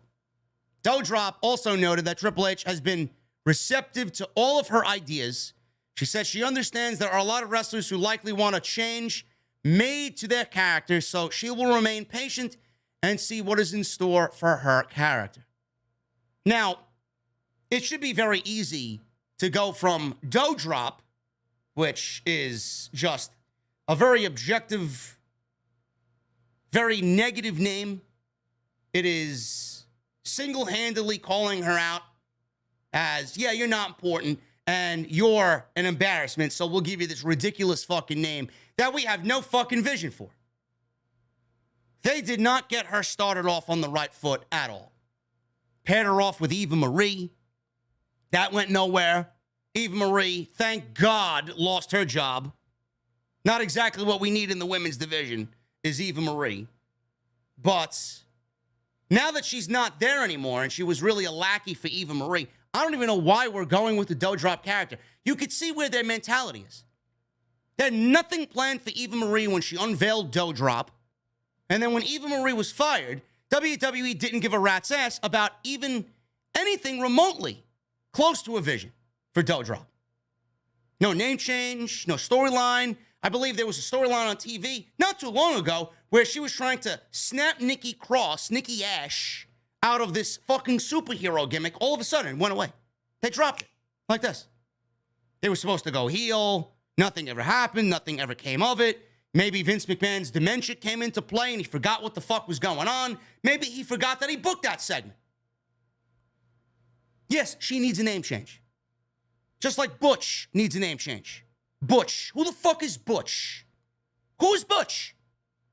Sounds like some fucking 60-year-old biker that hangs out in the fucking neighborhood, riding his motorcycle around in the summer, having some fucking old man complex. Ridiculous.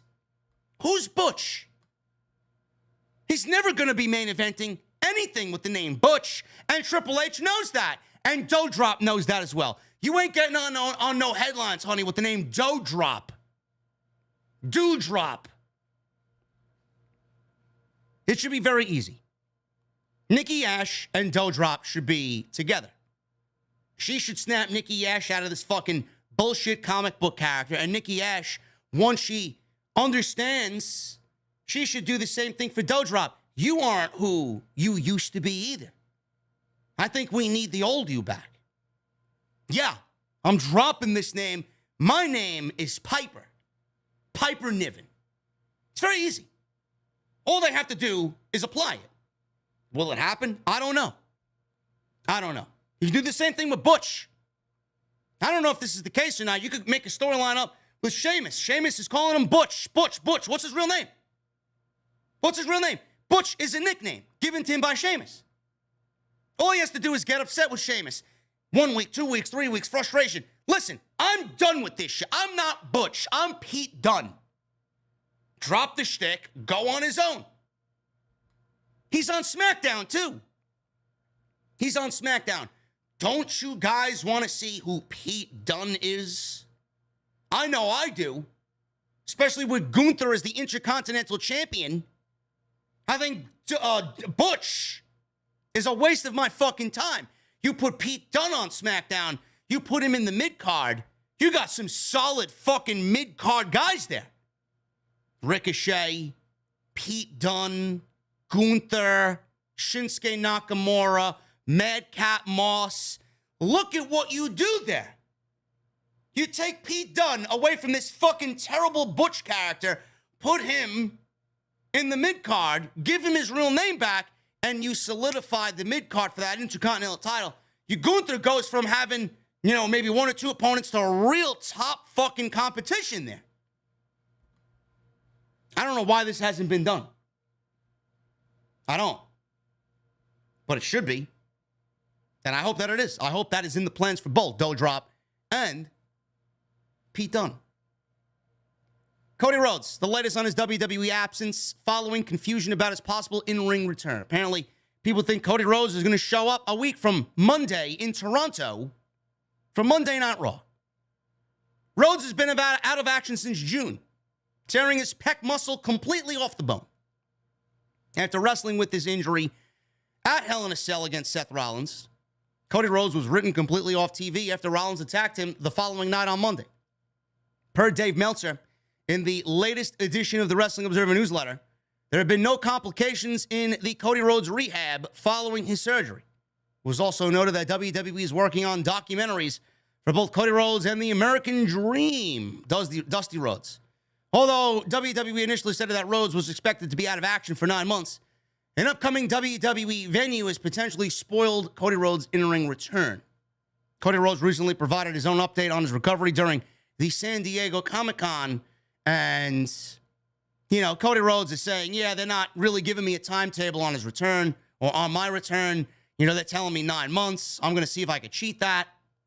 Cody Rhodes is not going to really give you an answer as to when he's coming back, and the venue that apparently spoiled his return to the ring, they probably weren't updated as to when Cody Rhodes was injured. They may be thinking that Cody Rhodes is still on the active roster and they didn't get the updated line sheet or the updated graphics for promoting this show. So for everybody thinking that, this venue spoiled Cody Rhodes' return, they don't have the updated flyers. And if they do, they're trying to sell that Cody Rhodes may be there to sell tickets to the show, because that's all that this is. It's the same thing every time. These venues, they don't really get it. They promote Cody Rhodes, and Cody Rhodes is not going to be there. But the fucking casual fan that shows up to these shows, they don't know that. Oh, Cody Rhodes is going to be back. Let me take the fucking family. WWE's not bringing back Cody Rhodes until these documentaries air on his road to recovery. He will be in the Royal Rumble. He will be back, ready to go by October, November, the latest. They will hold him off TV until the Royal Rumble. Maybe Triple H has a different vision. Maybe Cody Rhodes is back on TV before the Royal Rumble. But I honestly think it would kind of ruin everything. Out of sight, out of mind. He shows up in the Royal Rumble, and that's the first time you see him. Yeah. I think if he's on TV, I think people are just kind of going to associate that. Oh, yeah, he's going to be a top-tier guy. He's going to go into the Rumble and win the Rumble. I'd rather him be a surprise in the Rumble with not being back on television instead of him being back on television for 2 months and then going into the Royal Rumble. I would do it completely as a surprise. But WWE is claiming 9 months. He'll be back by October. Shawn Michaels. Shawn Michaels has put to rest the rumors surrounding who really is running NXT towards the end of the year and into this year. This was the end of 2021 into 2022. Basically, since the start of NXT 2.0. Michaels began working at the Performance Center back in 2017. He returned to the ring for one last match at Crown Jewel in 2018, which was Absolutely fucking embarrassing. Not for Shawn Michaels. Shawn Michaels looked good. But everybody else in that match, no. This was against Kane and The Undertaker. Michaels retired from in-ring action for good. Soon after that, to join the NXT brand as a writer and a producer. He worked his way up to be second in command under Paul Levesque. Shawn Michaels was the number 2 man running Black and Gold. Michaels initially took over the show after Levesque. Took over the show. After Levesque suffered from a cardiac event in late August last year, Levesque was obviously, recuperating at home. He underwent heart surgery, took several months off. He returned to his duties at the Performance Center in NXT back in June. Now, we don't really know if that's the case, but he went to the Performance Center in June and claimed to the roster that he was back. Whatever the fuck that meant at the time he said it, I don't know. Vince McMahon and Bruce Pritchard were reportedly the ones responsible for producing NXT at the time in his absence since the start of 2.0. And that is the case. That was the case, and it still is the case now with Bruce Pritchard. In addition to handling the big picture aspects such as marketing, promotion, and direction of the show. Shawn Michaels says this, and I quote, "When Hunter left, and it became all me, and certainly from a television standpoint," Michaels said this with Bleacher Report, by the way, and this is where they shill what I call bullshit. Bleacher Report, obviously they got a tie-in with WWE. They can't ever say anything bad about WWE, so I'm going to expose them right now. Matt Bloom is the head coach and takes care of everything from a PC training standpoint. But when it comes to NXT 2.0 television, that's something myself and my team took over creatively. I know a lot of people thought Vince and Bruce were doing that. I can promise you, they did not have the time to do NXT television. If it's good or bad, it's all on me, he says.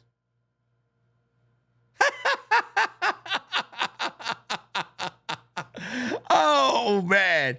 This guy's a fucking comedian, man. Really, Shawn Michaels is a fucking comedian. It's all on me, huh? It's all on me. Michaels says that it's been a great joy to work with all the talent on the show. And while it's still an adjustment for everybody involved, it's been a fantastic experience. Shilling. Shawn Michaels' number one fucking thing now, number one priority is shilling to the new bosses. Again, everyone was put in a real tough situation. We all were. But that's where you learn to do things in WWE. That, to me, is a form of talent development, which is understanding that things can always change around here and you have to adjust. The show always goes on. I wish it didn't, especially on Tuesday nights. Shawn Michaels is a complete bullshit artist. And Bleacher Report should be ashamed for putting this fucking report out. Shawn Michaels is not running NXT. He never ran NXT. The only thing that he ever ran was NXT UK when Triple H asked him to go over there and run that fucking show because Paul Levesque couldn't do both. NXT was at its peak. He could not do both and maintain the NXT essence. He's got NXT Black and Gold. He sent Shawn Michaels over there who learned everything from him about what NXT should be. Sent him over there, and NXT UK was fucking great. In some sense, it still is okay. I don't know who the fuck's running shit now over there, but it's not as bad as fucking 2.0. Bleacher Report should be ashamed of this report going out, and Shawn Michaels is a bullshit artist. He says NXT, they didn't have time to do NXT television. Really? They didn't have time to do NXT television, but they certainly made the time to go visit the fucking Performance Center, and John Laurinaitis and Vince McMahon and Bruce Pritchard and Nick Khan, they all walked into the Performance Center, and after that week, it only took 2 weeks for NXT to be fucking demolished. They didn't have time to run NXT, but they didn't have enough fucking time, right? To go in there and kill everything that Triple H created? They went in there and they fucking rapid fire fired this one, that one, this one, that one, changed the entire direction of the fucking show. No, but they don't have time to run NXT television. They certainly made enough time to go down there and fucking kill everything. How this report even made the fucking websites is embarrassing. It's embarrassing. The fact that he said this, I'm not surprised. You guys know how I am, and you guys know what I've said about this. I don't want to sound like a broken record. Shawn Michaels is a bullshit artist. NXT is being run by Bruce Pritchard. Everything about NXT is Bruce Pritchard. Nothing about the show's changed since Paul Levesque took over Monday night, Friday night. Nothing. It's the same campy, fucking cringe garbage that you've seen every week since the birth of 2.0 in September last year. How can Shawn Michaels say it's all on him when this man directly worked with Paul Levesque on the prime years of Black and Gold? How can this man say it's all on him when he knew exactly what the essence of NXT was and went in there and vastly changed everything? You mean to me that Shawn Michaels learned one way and one way only, and then all of a sudden just flipped the switch and started booking fucking Monday Night Raw light on Tuesday? I don't think that's the case at all. I mean, I don't have any problem blaming Shawn Michaels, but I'm not going to fucking blame him for the shit that we see on Tuesday night. This is all Bruce Pritchard. If Shawn Michaels is running the show, he is being told exactly who is on television, what the storylines are, and what the direction of the show is from Bruce Pritchard. Bruce Pritchard is an executive director of Monday night, Friday night before Paul Levesque took over. He's still running as an executive director on NXT. He answers to Bruce, to Shawn Michaels. So why anybody out there is claiming Shawn Michaels is running NXT, you're a fucking idiot, and you believe everything you read online, from the Fightfuls to the No IQs to the Bleacher Reports. Don't. Shawn Michaels is not running NXT. He never ran NXT. He's a fucking puppet with a headset on. There's no fucking way it's on him. Shawn Michaels, in this case, is acting like the good little boy that he is. He's not going to actively throw Vince McMahon and Bruce Pritchard and Nick Khan and John Laurinaitis under the fucking bus. He knows who writes his paychecks. He's out here defensive about NXT. He's deflecting the fucking blame of the show from Bruce and Vince onto himself. That's exactly what's happening. Do not believe the garbage. You guys know better than that. Do not believe the garbage, please. Shawn Michaels never ran and will never run NXT. Never. Maybe now with Triple H in charge, but we haven't seen a fucking change yet. If Triple H is now in charge of creative and Shawn Michaels is still running that shit the way that we see it, that's not Shawn Michaels. That's all Bruce Pritchard. Triple H will get down there when he's ready, and then he'll get Bruce out, and then he'll give the reins to Shawn Michaels, and then maybe we start to see a little bit more of the Black and Gold on Tuesday night. That show needs a complete fucking upside-down overhaul. That shit is fucking garbage. Garbage. Santos Escobar. One of the bright spots on the show Tuesday night. One of my personal favorites. Santos Escobar is headed to the main roster. Rumored headed to the main roster. It's been speculated that Escobar is main roster bound following the announcement that he'll be banned from NXT if he loses his match against Tony D'Angelo Tuesday night at Heatwave on August 16th. These rumors have now been fueled by Escobar's appearance at the WrestleMania 39 launch party. During his appearance, Escobar stated that he plans to turn WrestleMania 39 into Santos Mania. Escobar has teased his WWE main roster debut several times since Triple H took over creative.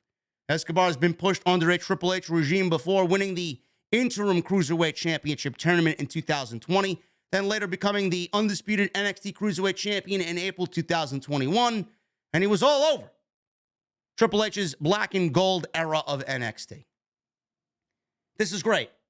I mean, if he makes it to the main roster, great. If he brings Legado del Fantasma with him, even better. They will make a huge impact on the main roster. And Santos Escobar is money. He's money. This should have been a thing years ago. He would have never. The fucked up thing is, we would not be sitting here talking about Santos Escobar making the main roster. Whenever the next round of budget cuts were in NXT, if Vince McMahon was still there, he more than likely would have been on the list for one reason and one reason only, and because of his age. He's 37 going on 38 years old. Ageism is a big thing in WWE. Not anymore. Santos Escobar is still in the best years of his fucking career. He is awesome. And there's not any fucking way you're looking at him and not making money off of Santos Escobar on the main roster. I can't wait. I don't know when it happens, if it happens after Clash, if it happens in the draft. Rumored that we're getting a draft at the Clash of the Castle. Santos Escobar and Legado may be a part of the draft. Santos, Carmelo Hayes. We could see those guys brought up to the main roster. Mandy Rose. Maybe all of Toxic Attraction. We don't know. But Santos and Carmelo Hayes are absolutely being brought to the main roster. Braun Breaker, it may be a little bit. They could bring him up now, but I don't think he's going to be a part of the draft coming up after Clash. Backstage details on CM Punk's AEW return. This happened at Quake by the Lake on Wednesday. Fightful Select has provided an update with backstage details behind the return, noting that the working plan is for a title unification match at All Out between CM Punk and Jon Moxley. The report notes that the internal hope is that CM Punk would be back and ready to go for the All Out event. There was a restricted backstage area on Wednesday during Dynamite's Quake by the Lake, which now most assume was related to CM Punk's return. The news was kept away from staff and most of the roster, including some of the people who were involved in the post-main event brawl. Punk also personally played the news close to the vest.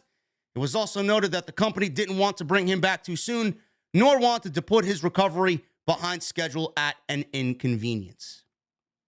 You know, a lot of people, this is going back to the San Diego Comic-Con, AEW, they were obviously wanting Punk back, and this goes back to the San Diego Comic-Con.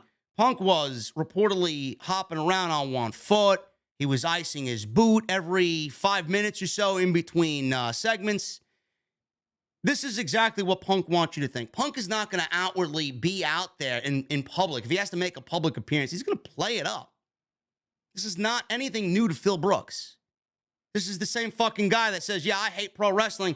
I'm disenfranchised with pro wrestling. But meanwhile, you know, how many rumors have we heard over the last 7 years of him being out of pro wrestling? You know, showing up at a random indie event and wrestling under a fucking mask to do somebody a favor. He didn't hate it that much. But CM Punk, this is right in his wheelhouse, man, to play on the heartstrings and mind fuck the audience. He wants you to think he's injured. He's not going to outwardly come out. He was never going to show up to that Comic-Con without a fucking crutch or a boot or hobbling on one leg. That's exactly what he was going to do. And then he showed up on Wednesday. He stared down Moxley, interim champion and world champion, face to face. Moxley gives him the finger. Punk is hopping around on one foot, on the bad foot, and he's showing everybody that he's good to go. Punk is ready to go, or if not right now, he's 98% there, and we'll be ready to go by All Out. But they needed him. They needed him back so badly.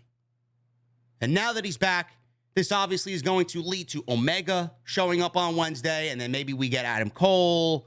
And then if Punk is back on television and Moxley is going to drop the title to Punk, and we're going to unify those titles, and Punk is going to resume his title reign, this may make way for MJF to get back to television. And then, you know, in the span of 3-4 weeks, AEW is back firing on all cylinders.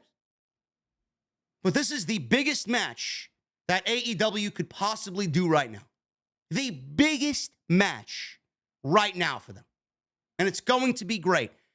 The promo back and forth between these two. All of the history that Punk has with someone like Moxley. And all the rumor, even then when Punk was on television and The Shield made their way to WWE television. Punk was always aligned and always in discussion with the Shield. Is Punk leading the Shield? Remember all the reports about CM Punk going to bat for Chris Hero to take Roman Reigns' spot in the Shield. CM Punk went to bat for Chris Hero to be in the Shield. WWE opted not for Hero, but for Roman Reigns to be in the Shield. So CM Punk has a lot of history with Moxley, Reigns, Rollins. This is going to be tremendous. The back and forth between them is going to be grade A gold on television. And then obviously with the decision at All Out, I know a lot of people are staking claim that Moxley could easily win it. You know, I wouldn't, listen, I'm not going to be the guy to stand firmly behind CM Punk in this. Jon Moxley has been the MVP of AEW. This is one of the best runs of his entire career. What he's doing right now with the interim AEW championship. Tony Khan made him the champion and he's legitimately carried the fucking company on his back in the absence of CM Punk. Banger after banger after banger after banger, as Jon Moxley's given us. So for me to say, yeah, Punk is definitely going to win it, it's pretty unpredictable. It could be Moxley beating Punk. We don't know. For all we know, Moxley beats Punk because Punk wanted Moxley to beat him. You think CM Punk is going to go out there and say, yeah, we'll give it to me. My time now. CM Punk is a team player. He may be in discussion with Tony Khan. This guy's run your company, man. He did this and stepped up to the plate in my absence, man. I can't take that away from him right now. He's too hot.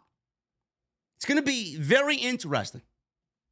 Moxley is absolutely the MVP of AEW this year. If I had to choose a number two, it's either Dax or Jericho. But Punk being back is tremendous just by the star power alone. And it's going to be a tremendous match. Tremendous.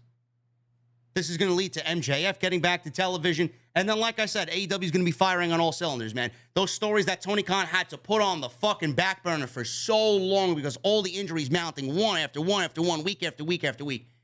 Finally going to give us. And you know AEW's been in this lull, this dead period, this unexciting period for whatever reason. So it's going to be back, and it's going to hit you hard. And I'm excited for it. Punk being back is tremendous. Tony Khan, he shut down a rumor about AEW doing 2-night pay-per-views. Now, we talked about this on Wednesday, Jesse and I. And we both agree that 2-night pay-per-views for AEW pay-per-views is a mistake. Now, I don't know what that would mean. We may be able to get double or nothing 2 nights. How is this going to factor into pay-per-view price? Do we got to buy both shows on a Saturday and Sunday? Quality over quantity. We don't need to do the WWE deal of quantity over quality. You're going to deflate the importance of the pay-per-views if you do double or nothing 2 nights, Revolution 2 nights, All Out 2 nights, Full Gear 2 nights, Forbidden Door 2 nights. No, it's too much. Too much. Dustin Rhodes, he mentioned during a recent panel discussion that he heard AEW would potentially be moving to multi-day events down the pike. Now, he didn't say, it was going to be all AEW. So to give Dustin credit, he didn't say it was going to be all AEW. All he said was multiple day events down the pike, he says. AEW pay-per-view events are typically 4 hours long, which has been criticized by many fans. AEW President Tony Khan made it clear that the promotion will not be moving to 2-day pay-per-views. Well, Dustin didn't say it was going to be AEW moving to multi-day events. It's not going to be AEW specifically. I'm going to tell you what I think this means. But Tony Khan said this. I saw a report where Dustin was talking about doing 2-day pay-per-views, and I was like, well, who said that? Who said that? And I looked at it, and then it was Dustin Rhodes. I was like, why would Dustin say that? I love Dustin so much. But I was surprised that he said it because it's not something we really internally seriously discussed. Tony Khan added, for the long-term foreseeable future, I still see all the pay-per-views being the great one-day events we have been doing. Now, if AEW wants to go and experiment with a 2-day event for All Out, or a 2-day event for Forbidden Door, or a 2-day event for a double or nothing, give it a test run, give it a trial run, one time, I'll be okay with it. But how are we going to factor that into pay-per-view cost? These shows itself cost $49.99. Is it going to be $49.99 on a Saturday and a $49.99 on a Sunday? We're going to be paying $99.99 for a fucking AEW pay-per-view? Or are we going to get a bundled price for a cool price of $64.99? I don't know how many people are going to be willing to pay for 2 nights of AEW pay-per-view at $50 a pop. It's a little ridiculous to ask your paying fan base, your core fan base, to do that. Now, I do think that they will, at least sometime in the future, experiment with a 2-day pay-per-view. It's not going to be a Double or Nothing, or not going to be an all-out at a Now Arena or a United Center. It's going to be a major stadium show. They're waiting for the opportune time to do it at a major stadium show. Whether that happens at TIAA Stadium, Jacksonville, I don't know. Or overseas, I don't know. But they will experiment with the 2-day pay-per-view. Not right now. But I said this going back to Super Card of Honor. I said this going back to the Super Card of Honor in that post show on my channel. You guys can go and cross-reference this if you wish. I said, the Ring of Honor shows are looking more like NXT TakeOver than anything. Same vibe, overall feel, very similar to what the Black and Gold TakeOver events used to be. I said the best way to get Ring of Honor out there is to have it piggyback off of AEW pay-per-views, meaning Revolution, Sunday. Then you do a Ring of Honor pay-per-view that Saturday. Double or Nothing, Sunday. Then you do a Ring of Honor pay-per-view that Saturday. All Out, same thing. Full Gear, same thing. Some people were like, well, JD, that's not going to work. JD, that's not going to work. How are you going to do $49.99 for an AEW pay-per-view and then a $29.99 for a Ring of Honor? Don't buy it. Don't buy it. I'm not talking about you, the paying customer. I'm talking about it being a destination weekend for AEW. Talking about there in the city that's hosting the event. You don't want to pay for Ring of Honor? Don't buy Ring of Honor. Your loss. There will be people that buy both shows. There will be people that buy both shows. There will be people that buy one show over the other. But I'm talking about it being a destination show or destination weekend. That's what WWE used to do with TakeOver. And who's to say that AEW at this time, when they want to go and experiment with this, isn't on a streaming service that you're paying $9.99 for? And you get Ring of Honor on Saturday and AEW Dynamite, or AEW pay-per-view, rather, on Sunday. They may be waiting to announce a streaming deal, and this is going to be the model. It would be the same exact thing that Triple H did with TakeOver. TakeOver piggybacked off of every major WWE pay-per-view: Rumble, Mania, SummerSlam, Money in the Bank, and Survivor Series. That's exactly what Tony Khan needs to do. He may be waiting for a streaming deal for AEW to do that. And if that's the case, it's a no fucking brainer. But even not, you want to do a destination weekend with a Ring of Honor and AEW pay-per-view being the center showcase of that. That's going to sell a lot of tickets. You could potentially move Ring of Honor into a bigger venue. Everybody's going to be there for Dynamite Rampage and the pay-per-view. So why not go check out and why not go spend your Saturday evening at a Ring of Honor show? I like it. I think it's the best way to bring a sense of spotlight onto the Ring of Honor brand before they even start discussing a TV deal and bringing weekly TV back to television. Malakai Black, he's revealed on his TikTok account this week that he recently recovered from a back injury that he believed would be a career-ending injury. He said this on his personal TikTok accounts. Till about 3 months ago, I was dealing with a back injury and I was convinced I was going to be forced into retirement. But after a literal year of treatment that went from working to complete failure on several occasions, we all of a sudden hit the correct vertebrae during a dry needling session and everything released. From there, we were able to rehab and strengthen.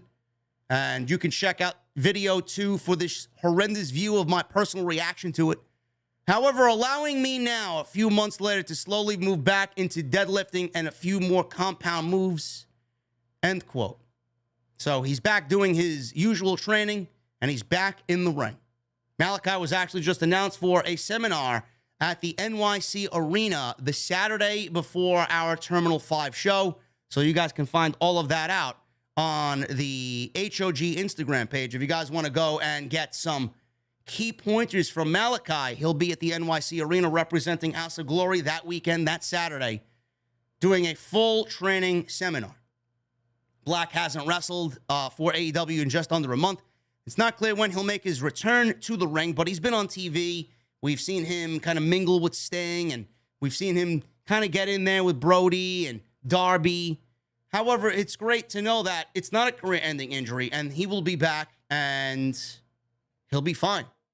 So I think the House of Black, to me, honestly, are your trios champions coming out of this thing. I do think that they win it. I do think that they're the right team to win the trios tournament. And as far as Malakai, a lot of people were like, well, why isn't Tony Khan booking Malakai? Why isn't Malakai on TV?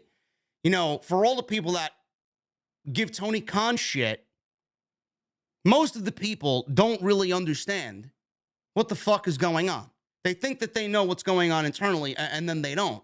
And then something like this comes up, and this is all the reason why Malakai has been scarce on television. I think one of the main gripes that I had was the way that they were being booked and the lack of television time that they had because of the creative that they had for them, which was nothing. But now we know that he himself was hurt. He was dealing with a serious back injury that could have forced him into retirement. When you think you know, you don't. And it's a good thing we did. Malakai's back on TV, and that's a great thing for AEW. Ari Daivari. Ari Daivari has a backstage role within AEW. He was with WWE, but he's now with AEW. Fightful Select is reporting that not only is Daivari working for the company in an in-ring capacity, we see the Trustbusters on television. We got Parker Boudreaux, and we got Slim J, or whatever the fuck his name is, Slim J.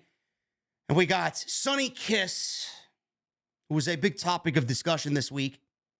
In-ring capacity with the Trustbusters, but he's also helping produce matches as well. He was most recently involved with producing the tag team match on August 3rd of Dynamite, with Britt Baker teaming up with Jamie Hayter to defeat Thunder Rosa and Toni Storm. He was the producer for that match. Daivari had reportedly helped lay down the foundation of the match as the wrestlers put the rest of it together themselves. Daivari has experienced all of this, obviously being a producer with WWE. He worked with WWE as a producer on a trial basis beginning in April after the company rehired him alongside Curtis Axel, a.k.a. Joe Henning. However, Daivari was released from the company 3 months later along with Henning after things didn't work out between the two men and the company. Ari Daivari has been wrestling for a number of years, made quite a name for himself, and he's most well known for his time in WWE, making his in-ring debut during the 2016 Cruiserweight Classic, where he lost to Ho-Ho Loon. It's a throwback there in the first round of the Cruiserweight Classic. He was a staple on 205 Live, and he's now with AEW. I love this. I did not know this. I even thanked him personally. I did not know this at all. And when I found that out, I'm like, that's great. That was one of the best women's matches in all of AEW. That was a tremendous tag team match. Very different from what we usually see. And he was a part of that. He laid the foundation of the match with all four of the ladies putting the rest of it together themselves. We need to see more of that. And if his influence is like that backstage and his knowledge is like that backstage, we need to see more of that in the women's division. The women's division is so hot and cold. So I'm glad to see that he did that, and that was his role. He was a part of that. It was tremendous. And like I said, I hope we see more of that on AEW television because God only knows that women's division needs it. Rampage was another story, man. I'm at a point with Rampage that if AEW doesn't give a shit about Rampage, then I'm not going to give a shit about Rampage. I'm not. Rampage, they took the entire show. Now, I have no problem with Ari Daivari, Parker Boudreaux. I'm a big fan of both of those guys. The thing is, Tony Khan goes from 0 to 150 in like 5 seconds. He doesn't let things breathe. When he's excited about something, he fucking throws it in your face like a Randy Johnson 103-mile-an-hour fastball. It's ridiculous. And that's what he did on Rampage with the Trustbusters. Rampage was fucking embarrassing on Friday. Now, there was some good stuff on Rampage. Bryan Danielson and Daniel Garcia, right? That was great. That promo was great. That back and forth was great. I'm excited about that 2 out of 3 falls match. But the rest of the show, the Trustbusters theme music played about 3 or 4 different times on the fucking show. Parker Boudreaux beat Sonny Kiss. Ari Daivari wrestled fucking Orange Cassidy. Sonny Kiss joins the Trustbusters at the end of the show. Why are we taking AEW Dark and putting it on Rampage? When Rampage realistically should be the SmackDown to AEW's Dynamite. It should be the True B show. You know, I seen a clip floating around on Twitter about the first ever Rampage that had Christian Cage beat Kenny Omega for the Impact World Championship. I don't think we've had a more important Rampage since then. Obviously, we got the first dance. That was the biggest Rampage of all. But outside of those two, Rampage has been nothing more than a fucking dark taping. It's not live. It has a rushed feel to it. They tout that it's the fastest hour in all of pro wrestling. I don't think that's something that you should be touting. That doesn't really give it the credibility that it needs. Sonny Kiss and the Trustbusters being a focal point throughout the show is not what the fans want to see out of Rampage. The fact that Sonny Kiss was on television should not have been the case on Friday. And I stand firm in what I said on my SmackDown post show. Sonny Kiss was only on TV because Sonny Kiss complained about not being on TV, and Tony Khan came up with the plan to get him on television. And now he's a heel. Who cares? Save that shit for Dark. Nobody like that should be on television. And I'm not picking on him specifically. People that are that way, that aren't good at what they do, should not be on television. You are as green as grass. I don't even think Parker Boudreaux should be on fucking television. He's 2-0. And he's still in the midst of learning a lot. Yet they're in the fucking trios tournament. I could have picked 2 or 3 other fucking teams to be in the trios tournament. But they're in the tournament. Why? Instead of pushing something that you like so hard on television and making your show on Friday seem like fucking amateur hour, why don't you take time with developing the stars and let the fans see what they like and what they don't like? You forcing the Trustbusters on us and you forcing Sonny Kiss on television isn't really going to do the best thing that you need for Rampage. It's not. There were a lot of people that were really, really, really thrown off by Friday's Rampage, me included. And I've been an AEW fan all this time since day one. But I'm not afraid to call them out when their shit stinks or when they're good. Friday's show sucked. Amateur hour. And that's not the way Rampage needs to be. And yes, it's only an hour. And yes, it appears on TV, on Friday, on TNT, in a 10 p.m. time slot. But that doesn't mean you need to fucking make it amateur hour. And it was never supposed to be a ratings fucking giant on TNT. That's not what TNT or Warner Media gave AEW an extra hour television for. They're not looking to fucking break the ratings scale with Rampage. That's what people don't understand. But if you're going to make it feel like that, no wonder the ratings are sinking week after week after week after week. Rampage will never be what we need it to be unless it goes live on a normal night at a normal time slot. So please continue pandering to the fucking narratives that you need to push on television and cater to the fucking different audiences out there and be all inclusive, whatever the fucking case may be. No one is going to watch it if that is the fucking garbage that you're producing on Friday night. Statlander, injured. Knee injury, will need surgery. Now, Statlander suffered another torn ACL and lateral meniscus tear. Statlander was doing the workout to maintain as much strength as possible throughout this injury. She didn't exactly state when the surgery will be, but she did post something on Instagram. This comes after she was sidelined with a torn ACL, left ACL in June 2020, and was out for several months. It's never good to suffer this type of injury because the time frame for return is about 9 months. And there were plans for her to get a major push on AEW television. I feel like she was going to be the one to beat Jade Cargill for the TBS title. And now we know. Now we know why she just suddenly disappeared off television. So it sucks because she was a major player and was about to become a major player. She just transformed her character. She shed the alien gimmick. She was being more like herself. And then she gets another injury, suffered a left ACL. Now it's the right ACL. So now both ACLs are going to be reconstructed and repaired. I can only hope that this is the light at the end of the tunnel for Kris Statlander. I can't even imagine being that young and suffering two absolutely terrible injuries. The worst injury that you could possibly suffer outside of fucking breaking your neck or concussion. That leaves you out for fucking years, like Brian. SmackDown. Vince McMahon wanted to bury Gunther on television after his WWE Raw appearance on 4th of July. Now, what did he do on 4th of July? He buried R-Truth. R-Truth came out dressed as Uncle Sam, and Gunther blasted him and beat him down in about 90 seconds. WrestleVotes reported yesterday that after Gunther appeared on the 7-4 episode of Monday Night Raw, those in power, Vince McMahon and Bruce Prichard at the time, soured on Gunther for some reason, and there were plans to bury him on TV. Now, on the 7-4 episode, like I said, R-Truth made his way out to the ring for an Independence Day skit, dressed as Uncle Sam. Gunther interrupted and then beat R-Truth in a match in about 90 seconds.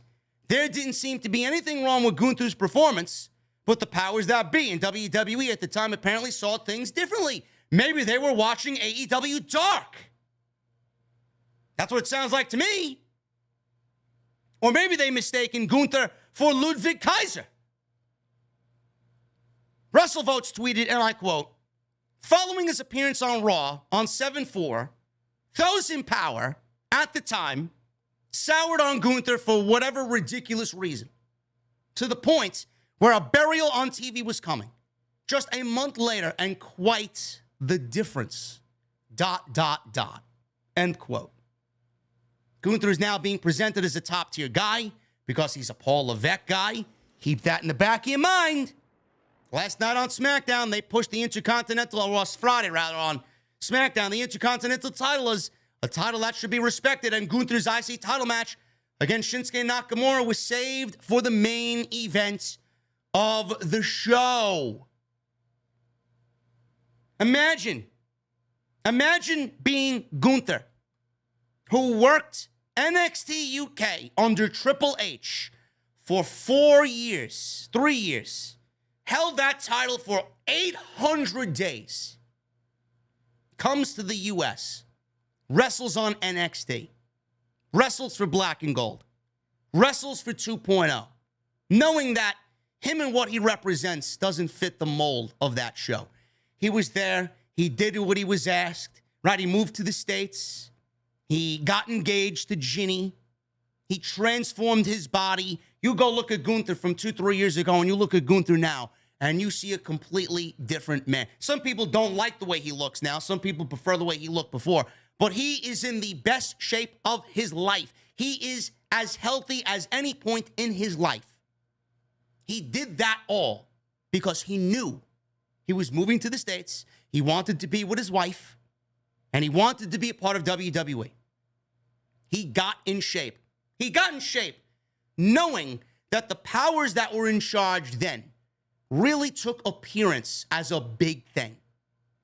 He realized that if he showed up on television as the old Walter, big and not really any muscle definition, and he was out of shape, or what they would think is out of shape. I thought he looked fine. I thought he looked great. But they would look at him thinking he's out of shape. He knew that if he showed up looking like that, he was never going to go anywhere. This man put in the work, dedicated himself to making himself look the best he's ever looked. Moved to the States, didn't complain, didn't say anything, put over Braun Breaker, put over everybody they asked him to put over, wasn't really anything special on 2.0. He got called up to the main roster. They broke up Imperium. They broke Fabian Eichner away from him. They changed his fucking name. They changed Kaiser's name, right? Not one single fucking complaint from this man. Only to go to the main roster. He gets treated like a big deal for about a month and a half. I would end up being right anyway, right? I was going to end up being right anyway. I knew it. Go to the main roster, being booked like a fucking stud, wins the Intercontinental Championship, buries Ricochet not once but twice, and he's the Intercontinental Champion. They stalled in this feud with Nakamura. They didn't know where they wanted it to go, when it was supposed to happen. Triple H, first night in there. Yeah, we're doing this match tonight. We're going to build the IC title. We're going to give it a video package. It's going to be a 2-hour-long thing. You guys are going to get the main event, and you're going to put the Intercontinental title in the fucking position it needs to be in the main event at the end of the show. Imagine Gunther doing all of that and not complaining a fucking single thing. Complaining about a single thing. Only for Vince McMahon to look at him, sour on him for no reason, and decide that he was going to bury Gunther. JD, what's the reason? What's the reason? Why would Vince McMahon and Bruce Pritchard bury Gunther? Folks, the answer is the same fucking answer I gave you last year, the year before that, the year before that, with every fucking release. With every release and the death of NXT, Black and Gold. It is the same fucking reason.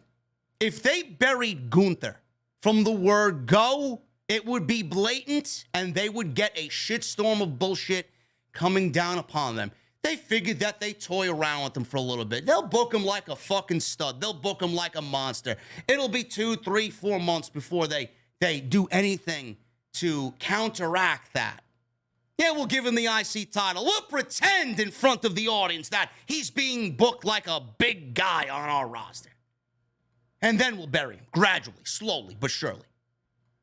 They're not going to outwardly bring him to television and fucking bury him. You can't do that with somebody like that, and it would be fucking right in your face.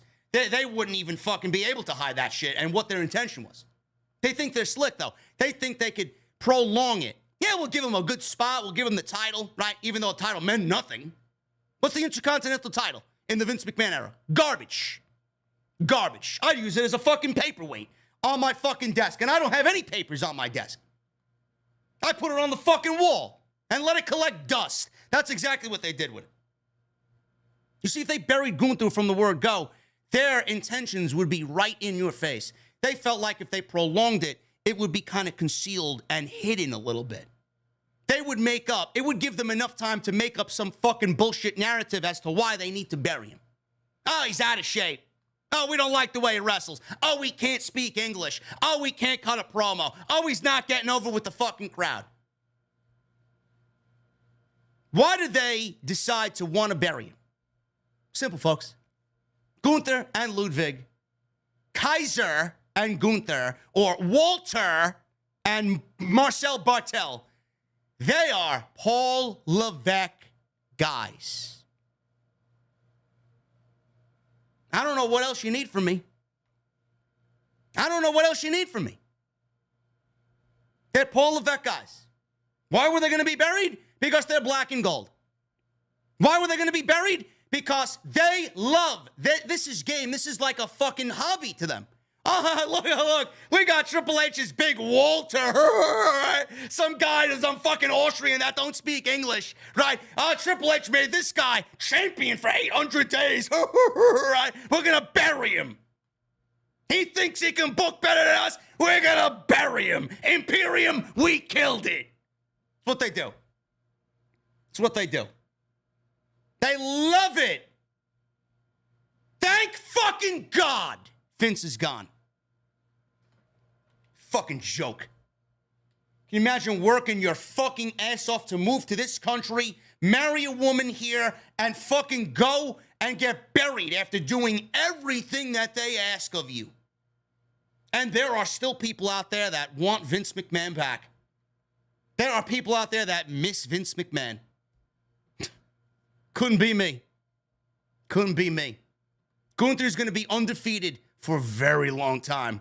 That Intercontinental Championship is going to be a fucking staple on this show. And the prestige is going to be brought back slowly but surely to the Intercontinental title. If you don't think Vince McMahon was a fucking cancer to this industry, to this business, to this company, get the fuck out. Hope he fucking rots. What a fucking disgrace. An absolute fucking disgrace. And Bruce Pritchard, the fucking last thing I'll say about this is one of those instances where I know he was a part of that shit. I know he was a part of that shit. He's there now on SmackDown. He's looking at everything happening. And he's like, oh, man, I don't know. This is not what we wanted to do, right? He was obviously for everything Vince McMahon wanted. This is absolutely Vince and Bruce's doing. There's nobody else to blame but those two.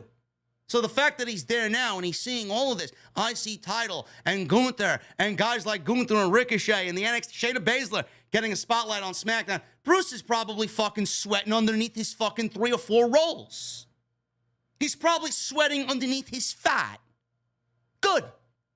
Good. Now you get to see how it is really supposed to be done by professionals, Bruce. Go back to your fucking shit podcast and tell stories and fabricate stories for the last 30 fucking years. Fucking scum. Get out! Moving on. Karrion Kross. WWE is going to push Karrion Kross as the number 2 heel behind Roman Reigns. Good. Good.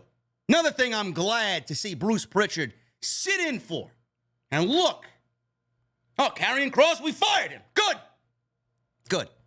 Now Triple H is bringing Kross back and showing you how things are supposed to be done. According to Fightful, Triple H was dismayed. Dismayed by the way Kross and Scarlett were handled on the main roster by Vince McMahon and Bruce Pritchard last year, as he was a big supporter of the duo. No shit. This guy probably fucking lost sleep. Laid in bed with Stephanie while Stephanie was reading her book with her fucking reading glasses on, with her little nightlight on, in her pajamas. Honey, why does your father, why does he hate me? What did I do to him? Why is he killing everything I created? Probably asked this woman on a nightly basis. Why did he fire Kross? Why would he fire Scarlett? Why did he fire Andrade? Why did he fire Miro? Why did he fire everybody? Dismayed. I was dismayed. Triple H was fucking dismayed. We were all dismayed. Which obviously led to their return on SmackDown. Kross apparently is being positioned as a top guy right from the word go. According to a separate report from PW Insider, the duo has been in constant conversation with WWE about coming back to the company since their release, and Triple H is envisioning Kross as the number 2 heel on SmackDown next to Reigns. As far as where Kross fits into the McIntyre-Reigns storyline, it is being suggested that WWE could throw Kross into the match at Clash of the Castle, but that right now, to me, is not the plan from what we see on television. Now, number 2 heel is fine. Roman Reigns isn't even going to be there on a full-time basis. He may end up being the number 1 heel on Friday Night SmackDown because Roman Reigns is a part-time guy. Kross being the number 2 heel is great. Kross being on television in the way that we saw on Friday is great. Very, very rarely seen. You know, you don't need to have him on every show. That's why you got Scarlett there. Scarlett is more than enough, more than capable of, obviously continuing storylines without overexposing Kross, which we saw on Friday. Cut a great promo, and then Scarlett was in the ring with the Usos and Drew McIntyre. I don't necessarily think putting him into a match with Reigns and McIntyre at Clash of the Castle makes much sense. And I don't think that Triple H is going to go ahead and do that. Now, the one idea that I proposed was maybe Kross and McIntyre in the open of Clash of the Castle, and then McIntyre beats Kross and goes on to wrestle Reigns. But then you would have to give Kross a big loss in his first match back, and I don't think you necessarily want to do that. So I think we go with Roman Reigns and Drew McIntyre. Kross plays into all this and I guess challenges the winner at the end of the show or somewhere down the line, and they build a bigger story coming out of who wins that match at Clash of the Castle, which I do think will be Drew McIntyre. I think Drew McIntyre is going to beat Roman Reigns at Clash of the Castle. But putting him inside that match and putting him at that show in a triple threat match is not the right way to go about it. That's not the Triple H way. Throwing somebody in there because he's your guy and putting him in a championship match when he really hasn't done anything to deserve it, and he's just back for his first appearance after a full year. Not really the Triple H way. So we will see what happens there, but Kross is going to be positioned as the number 2 heel behind Roman Reigns. He may end up being the number 1 heel because, like I said, Roman Reigns is not going to be on television every single week. So McIntyre and Roman, we know that's the main event. Now, Meltzer also added what he thinks is going to happen with Karrion Kross at Clash at the Castle. He says, and I, well, by the way, for Cardiff, it's still Roman and Drew right now. And I was told, of course, this could always change, but I was told that it's not going to really change. They feel that has to be the match. They don't want to be whatever. So as far as when Kross gets his shot at Roman, because obviously they're building to that, I have no idea when that will be. So, with all the rumor going around that Kross is going to be included in Clash, he may not even have a match at the show. So we will see what happens. But right now, there's 3 weeks away. And again, I don't think with 3 weeks away, we're going to get something drastically changed. So it's going to be Kross. It's going to be McIntyre. It's going to be for the undisputed title. And I think Drew McIntyre is going to win the titles. I don't think he's going in there in that country in front of those people and the amount of people that will be there with a potential theme music change going back from, you know, what he's got now to Broken Dreams that he's teasing. I don't see them doing all this and him losing in that show. I can't see it. I do think he ends up winning the title. The other thing is Austin Theory. He's been out of sight, out of mind here. We could see Austin Theory cash in on Drew McIntyre and win the championships and send everyone home unhappy. So that is going to be a big, big deal. Keep an eye on him. That was one of my earlier predictions as well. McIntyre beats Roman, and then Austin Theory cashes in on McIntyre and ruins the whole fucking show. So we'll see what happens with that. But Meltzer says it right now is going to be Kross, not at the show in that match, and it's going to be Roman and McIntyre, and that's it. It has to be that.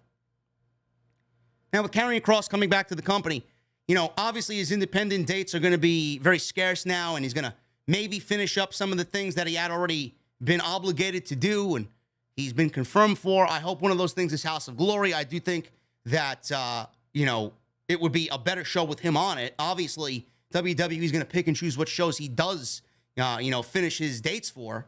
I hope House of Glory is one of those. We did a lot of building up for this match. Kross being inside a House of Glory ring has been talked about for a few years now. And I hope that he's there. So we'll see what happens. He's supposed to wrestle low-key on the 28th. I don't know what is going on with that. I haven't heard anything from anybody, which I guess if I don't hear anything, it's good news, right? Hopefully. But one of the things that he was going to be a part of, that is if you're Freddie Prinze Jr. Freddie Prinze Jr. was a ex-creative writer for WWE. I found this to be interesting, and I wanted to put this into the show. Freddie Prinze Jr. was talking about this on his podcast, Wrestling with Freddie. He said that he was going to make Killer Kross his world champion. Now, he's starting up a wrestling promotion. Yo, Freddie, if you need a commentator, right here, bro.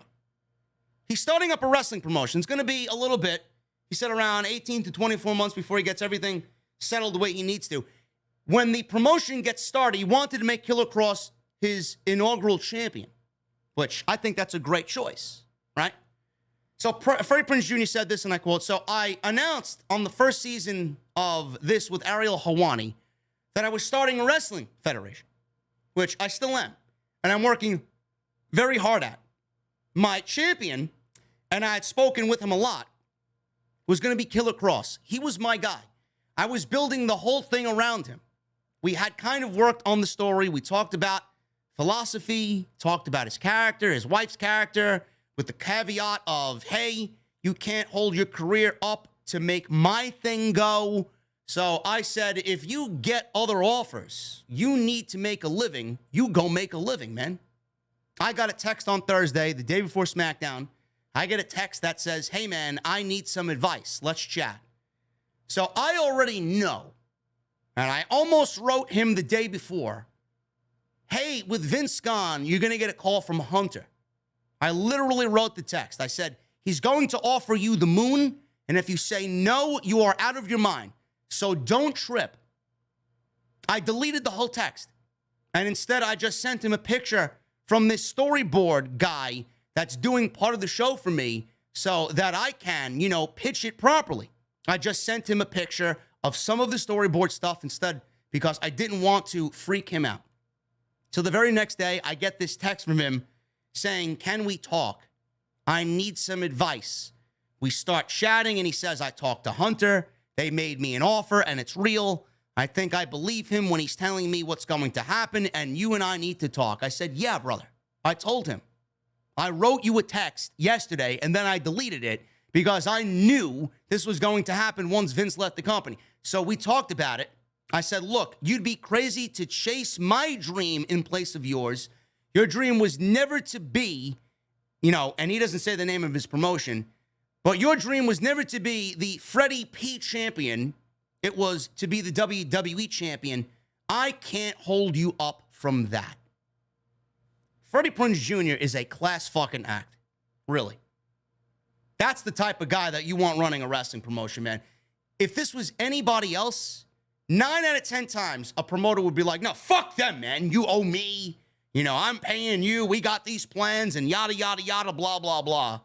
Freddie Prinze realizes that there will be other people out there when he gets his federation started and that, he understands Kross was wrongfully terminated and embarrassed under a Vince McMahon, Bruce Pritchard administration, got fucking discarded like he was nothing, only to get called back by people who truly value him and want to give him what he rightfully deserves and want to take a chance on him. Freddie's like, "No, man, you go do that. You go fucking kill it. Nobody's going to be worrying about me. I have nothing going on right now. We're not anywhere ready to take off. You go and make your shit happen, and you go win the WWE title." That's the type of guy you want to work for. That's the type of fucking guy you want to work for. So shout out to Freddie Prinze Jr., man. That's awesome. That is awesome. I wanted to put that in the show to really kind of give you an idea how great the wrestling industry can be and how terrible the wrestling industry could be. We talked about Vince McMahon and all the derogatory things he said about Bray Wyatt and Bruce and Vince wanting to fire somebody like Gunther. And then you got Freddie Prinze Jr., who actually respects the fucking talent and the industry. You got to love it. And he's funding all this himself, which is another thing. Goes to show you how much he loves the industry. Sasha Banks. Sasha Banks and Naomi, they agreed to return to WWE. It is imminent. When? I don't know. But they will be back. In the next week, I would say 4 to 6 weeks, you'll see Sasha Banks and Naomi back on WWE TV. Meltzer said the following. Last week, which is the last I checked, the contract situation hadn't been signed, but they were all expecting that it was happening. They all were on the same page. I was basically told it's as good as done, but they haven't signed, so it could fall through. They may have already signed by now, but as of a week ago, I was told that they were back. It could be any week now. Any week. It's whatever day they want. They are probably pacing things. You don't want to show all your cards in 1 week after Triple H taking over. You know how you want to have something big to talk about every week. For the next couple of weeks, an agreement in principle was reached over a week ago. Now, with obviously the Tag Team Championship tournament ongoing on television, it would probably be right to bring them out at the end of the tournament to confront probably who wins, Io Sky and Dakota Kai. And I honestly do think that we get some sort of tag team match between those two teams. And it would be great to see Sasha and Bayley interact as well. So we will see what happens there. But I truly believe Sasha and Naomi will be back in the WWE. There's no way that Triple H took over and did not immediately call those two women. They will be back when? I don't know. More than likely at the end of the women's tournament. Top Dollar. I have major news here, folks. Top Dollar unblocked me on Twitter. He unblocked me on Friday night. So shout out to Top Dollar, bro. And everybody says, you never know who's listening. You never know who's listening, man. Top Dollar, he's back on WWE television with B-Fab and Ashante the Adonis. But when Top Dollar got fired, he had major backstage heat before he was released in WWE in November. According to a new report, a recently returned WWE superstar and Top Dollar was a heat magnet backstage, but crucially, not with WWE boss Triple H. 10 months on from their first main roster appearance and 9 months on from their WWE departure, Hit Row is back on SmackDown. The team of Top Dollar and Ashante Adonis made their surprise return on Friday with B-Fab in their corner. They made short work of 2 local enhancement jobbers. On August 11th, it was reported that Top Dollar was scheduled to be at SmackDown as Triple H continues to reshape the WWE's main roster. Top Dollar originally signed with WWE back in January 2020 before joining forces with then Isaiah Swerve Scott in NXT 5 months later. After the duo came together the following week, they were joined by Ashante Adonis and B-Fab, creating Hit Row. The foursome was called up to the main roster as part of the WWE draft in October, but all 4 members were released a month later. Speaking on Wrestling Observer Live, Brian Alvarez discussed the impending return of the group and how Top Dollar was seemingly a heat magnet backstage before the group was let go for the very first time. What I heard was, says Alvarez, I did not hear this from one person. This was a lot of people.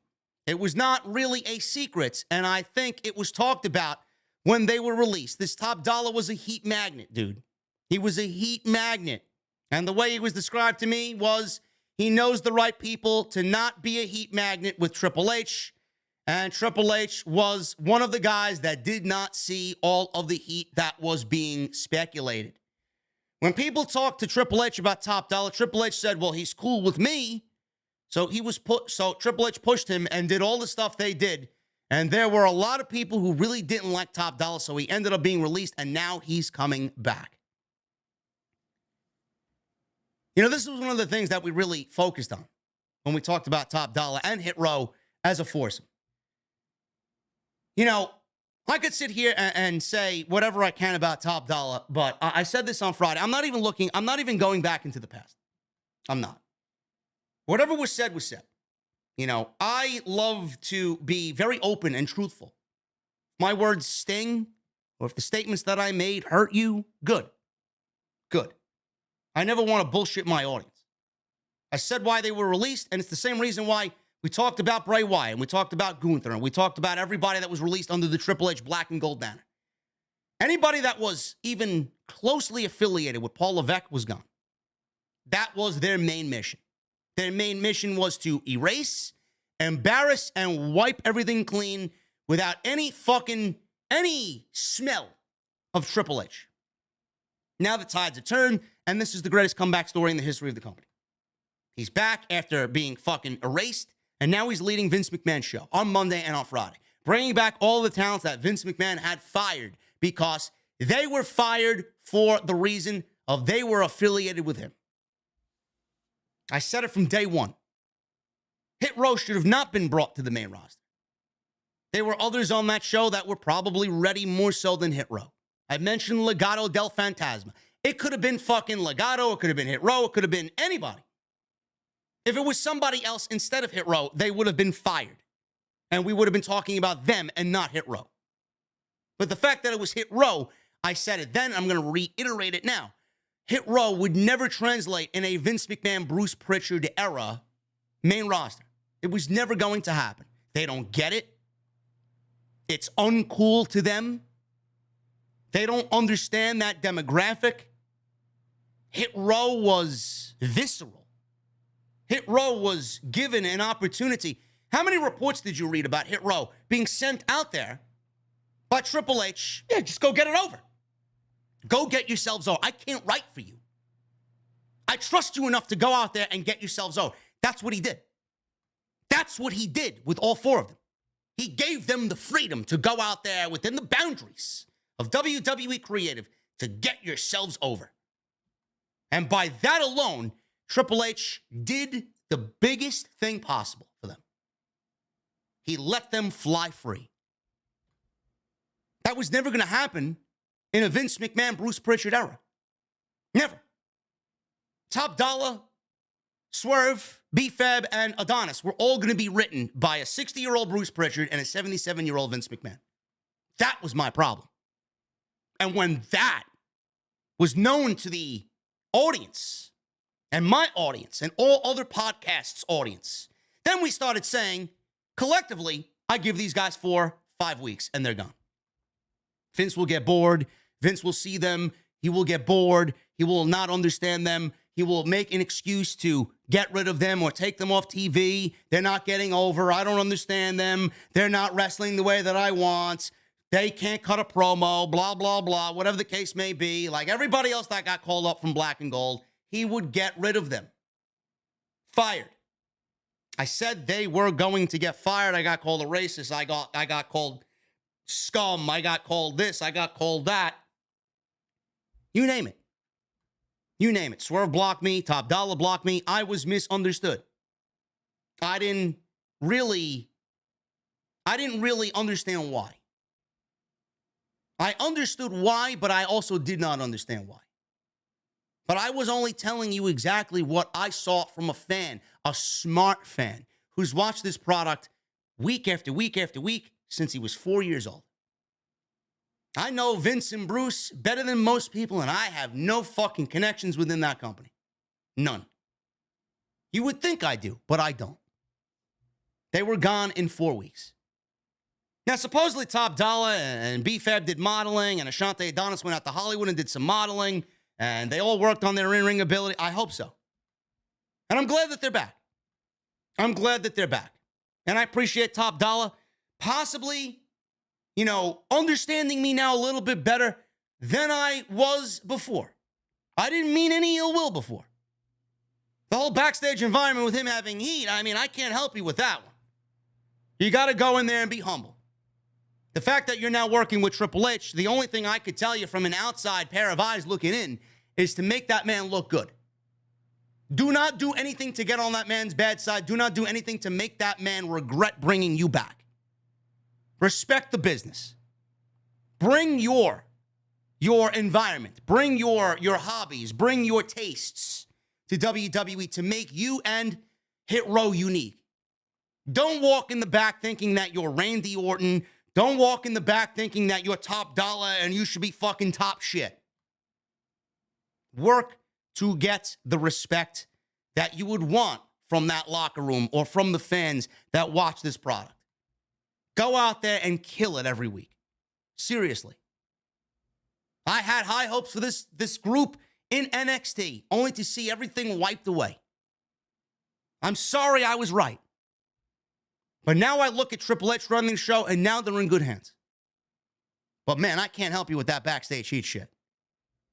And the stories of backstage heat, they stemmed from him cutting promos on Jinder Mahal and him not getting clearance from WWE management to sell storylines that weren't really a priority on television. He took it upon himself. He thought that whatever Triple H said, go out and get yourselves over. It was going to be the same way on the main roster. No. You are over unless I say you're over. Or you aren't over unless I say you're over. You're only going to be over when I say so. But they got a good spot now. They really do. Them being back on television gives 3 extra bodies to SmackDown. Them being back on television gives them another opportunity to get another tag team in that tag team division. And they will generate interest. They will. I don't know who's going to lead the group, but apparently Top Dollar is reacting online to fans suggesting a leader for Hit Row. Top Dollar advised fans to quit suggesting wrestlers for Hit Row. Swerve Strickland, he was Isaiah Swerve Scott in NXT and in WWE. Obviously cannot be the leader of Hit Row because he signed to AEW. And please, stop with the narrative. Stop with the narrative of Swerve wishes he was back in WWE. Can we have both fucking groups do well for themselves? Why does Swerve need to go back to WWE to find success when he's right now the current AEW Tag Team Champion with Keith Lee? Is it out of the realm of possibility that he can go on and succeed without Hit Row? I don't get this narrative, man. Shut the fuck up. Really. Top Dollar made it clear and says this: guys, please stop adding all your favorite black wrestlers to the group. We are not accepting applications at this time. Hit Row joins the likes of Dakota Kai, Kross, Scarlett, Dexter Lumis back on WWE television as Triple H hires that Vince McMahon fired and only get brought back to TV. I said this on Friday. Carmelo Hayes Carmelo Hayes is somebody that I would throw out there as possible leader for the group. It works. You want to bring Trick Williams back to, or you want to bring Trick Williams up, rather, to the main roster and pair him with Carmelo Hayes in Hit Row. I think it would work, but I don't know. That could be the case, and they may be downplaying it. I know Carmelo Hayes is ready for the main roster. He will be a part of the draft, no doubt about it. I said this, mark it down, circle it on your fucking calendar. Carmelo Hayes is dropping that North American Championship, and he will be on the main roster. Whether or not he joins Hit Row, I don't know. Maybe we don't need anybody to join Hit Row. Maybe Hit Row wants to be Hit Row and get over on themselves. Get over on their own. Maybe they want to do it, prove everybody wrong, and get back in the tag team ranks and really start generating some interest for them and the group. We'll see. But Carmelo Hayes is somebody that would easily fit into the group if Triple H wanted that to happen. Because I don't see Trick Williams joining the main roster with Carmelo and being a act on the main roster. He's not really ready for that. So if you want to pair them and put them in Hit Row and have them all be together, I think that's a possible way to go about it. But who knows? Who knows what the plan is? Maybe there is no leader. Maybe there is no leader at all. WWE. This is the last story here, guys, before we get the hell out of here and go to the Super Chats. WWE apparently is eliminating the last name protocol. So the last names that were cut could be receiving a change and brought back. A recent WWE protocol involved talent changing their ring names, with WWE opting against using talent's real last names or indie names outside WWE. Angel Garza took to Twitter this week to imply that he would be reverting back to using the Garza surname. Both he and Humberto Carrillo lost their surnames thanks to Vince McMahon back in November of 2021. Meltzer noted in the Wrestling Observer newsletter that some of the previous name quirks in the company may be changing and that the belief is that Humberto will also get his surname back. He said, and I quote, "Some of the weird name quirks may be changing. Angel has already noted that he is getting the Garza name back, which is notable because that is a family name, and under Vince McMahon, the idea was no last names that had been used prior to WWE unless somebody is already established in WWE with that name, or a Gable Steveson-like coming in with a Olympic background. The belief is that Humberto will get Carrillo back as well. Obviously, you could add a couple other names to the list of names here. Pete Dunne and maybe Tommaso Ciampa. We don't know. But the name protocol may be going away in WWE, which will only be a good thing because Vince McMahon, you know, him knowing or him thinking that is the way to go. I mentioned this on who the fuck is Angel? Who's Humberto? Angel and Humberto. They have last names. They're more dominant and more known as their full name instead of getting their name cut off. It's not like you're cutting off Antonio Cesaro. Cesaro is a great name. Cesaro is identifiable, right? Miro or Rusev, Alexander Rusev, right? He was Rusev in WWE. Rusev was a cool name. Miro is a cool first name, right? But Angel and Humberto, they don't stand out. Angel and Humberto could be anybody. So I don't really understand name changes like that. So yes, I hope the name protocol, just like everything else, the banned words go away, the fucking hospital, belt, and wrestler terms all being brought back to television. Whatever is going to make the show more organic and give it a little bit more of a human fucking feel instead of, you know, living in their own bubble and creating their own universe, it's going to be better off for the television show. Guys, that's all I got, man. That's all I got. We are 3 hours in here with Off the Script. And now we're about to get into the Super Chats, man. 2,700 in the OTS venue tonight. Awesome, awesome stuff. I want to thank you guys for joining me, man. Hit that thumbs up. We are 21 away from 1,500 likes. So if you guys have not hit the thumbs up, can you do so for me, please? And let's get 1,500. Super Chats are open. We got 13 new members tonight, man. You love to see it. You love to see it. Tonight's show sponsored by Manscaped. Oh, yeah. Manscaped.com. Code SCRIPT20 at checkout. 20% off and free shipping.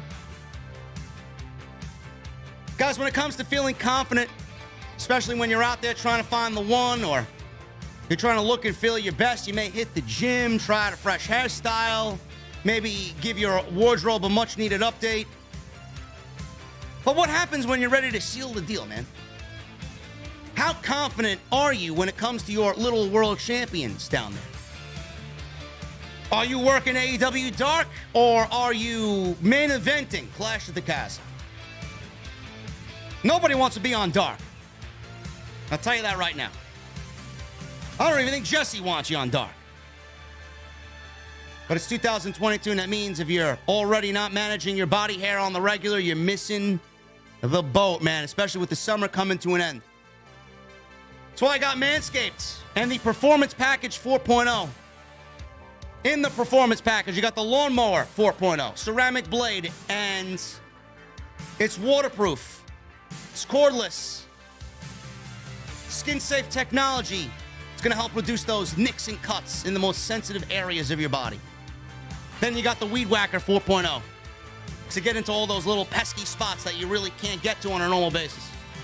The Crop Preserver. It's ball deodorant. Crop Reviver. Ball toner. You're going to get a t-shirt. You're going to get a travel shed bag. And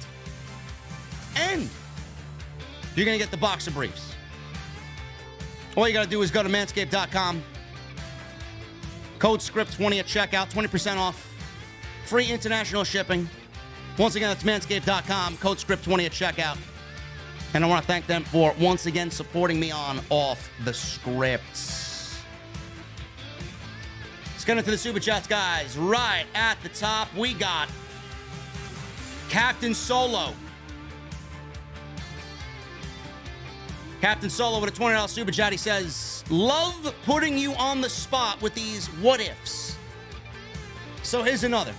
If you could banish one to another dimension, date one, or marry one, which one would it be? Your choices are Charlotte Flair, Tamina Snuka, and Lacey Evans. Now, are we talking about looks-wise only? Or are we talking about how I feel about them professionally? Because if it's looks-wise, I'm marrying Lacey Evans, I'm dating Charlotte, and I'm banishing Tamina. Now, if it's professionally, this is strictly professionally now.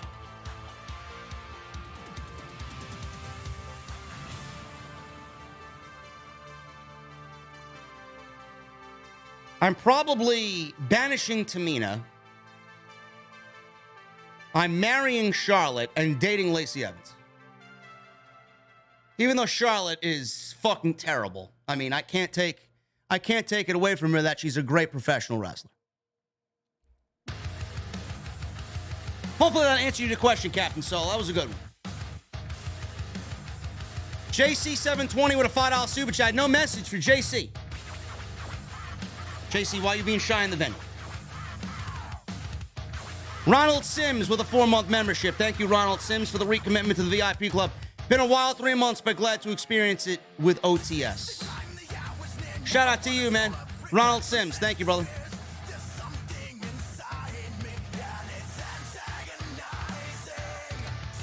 Travis Drum. King's Wrestling Talk. And Lunar Guardian all become new members of the VIP club. Thank you very much. All three of you. What are you drinking tonight? Rathuel with a $2 super chat. You're a good man, JD. Thanks for all the podcasts. Rathuel, thank you for the kind words, brother.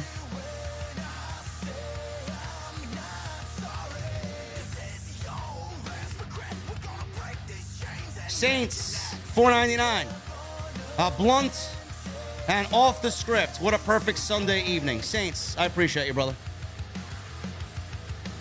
I don't smoke, but enjoy your evening, man.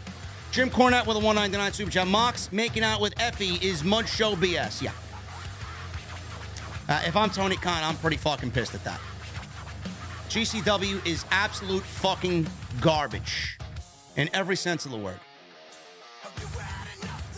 Daniel Easterday with a 24th month membership. Daniel, you got that golden microphone, brother. I can see why Bray would be hurt by his release. Unbelievable. Triple H will show him respect. Hopefully he comes back like we think. He'll be back. He'll be back. Isolated Drummer becomes a new member. Vanja becomes a new member. Thank you guys very much. And Vanja with a $4.99 UK. Been with you since Survivor Series 2014. Just started watching wrestling after 3 years because of Triple H. Got a cold Bex and a blunt. 2:20 a.m. Brother, thank you so much, Vanja. If you fell asleep during the show, bro, it'll be in the subscription box, man.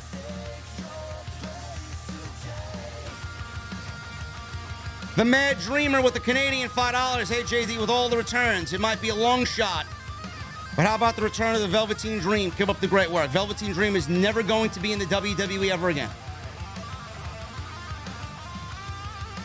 He was one of my favorites, and he ruined it all. Jay Coyle with a 5 in UK. Unbearable heat right now in the UK. Can't sleep. So I thought I'd take a seat in the beer garden. I'll have a Moxley's Bulldog Blueberry Ale. Jay Coyle, thank you so much, brother. Why is it so hot there, bro? You don't have air conditioning. What's with the air conditioning in the UK, man? They're shutting everybody's power off. Nate Knight with a $2 super chat. Shout out to the Ace of New York. Love you, bro. Ace. I love that, man. I'm the Ace of New York. Nate, I appreciate it, brother.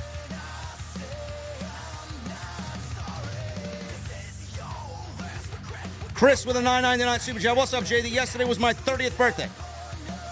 Happy belated, man. Just want to say thank you for the great podcast and the IWC for the great work. Cheers to you, my brother. Thank you, Chris, and happy birthday, man. Uncle Willie 101 becomes a new member. Uncle Willie, what are you drinking, brother? Dennis H with a 30 in Canadian. Thank you, JD. Spitting the truth as usual. I hope so, man. Jesse just called me a sellout. Jesse just called me a sellout for my top dollar hit row comments. I don't think I said anything out of the norm. Jesse, watch your mouth, bro, before I fucking spit in your tacos, bro. Yes, Top Dollar is still a fucking... He's still somebody that I'm not a big fan of. I can only give him advice from what I see and through my set of eyes, man. I'm happy that they're back. I never wanted them to be fired. I just knew they were going to be fired and what the direction of the group would be under Vince McMahon. I can now honestly say it's going to be different under Triple H, which is a great thing. Whether or not he really owns up to it and gets better, I'm not going to sit here and fucking tell you Top Dollar's, oh my God, he's a changed man. If he sucks, I'm going to call him out on it.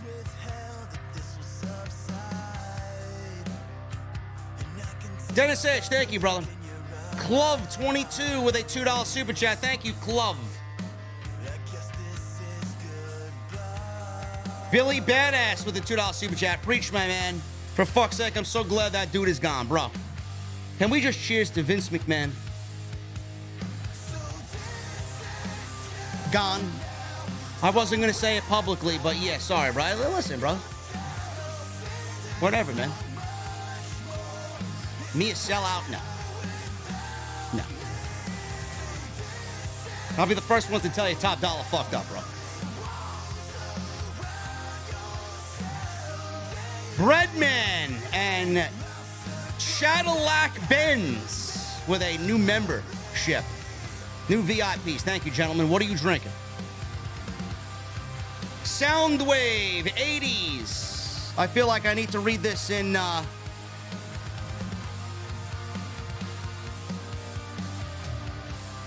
Triple H should bring back Ryan Ward to help with creative. Megatron, the Autobots, Optimus Prime, POV. Charlotte Flair is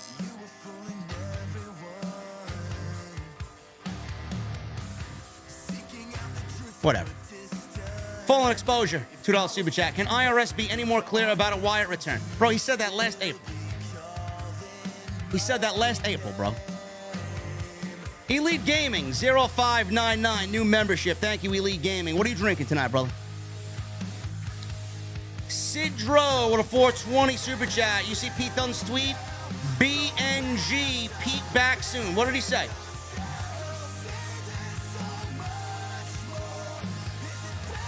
What did he say, bro?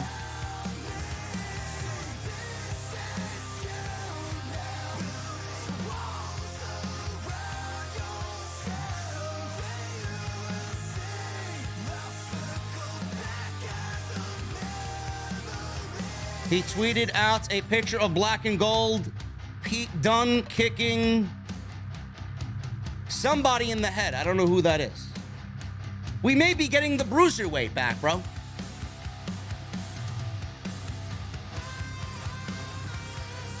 No more of this fucking Scrappy-Doo bullshit. Brylan Williams becomes a new member and a $2 super chat. Shit-row. Listen, bro, I'll be the first to tell you when they're shit-row again. Right now, I just want Triple H to bolster the roster, man. J-Ron Suttles with a $5 super chat. New member here. Keep up the good work, brother. The best in the IWC. Cheers to you, bro.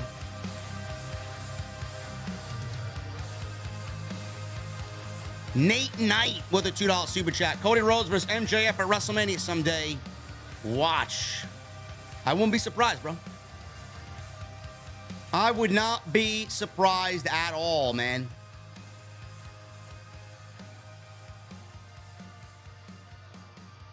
Sidro with a 420 super chat. Imagine Cody as first entrant in the Royal Rumble 2023 and wins it.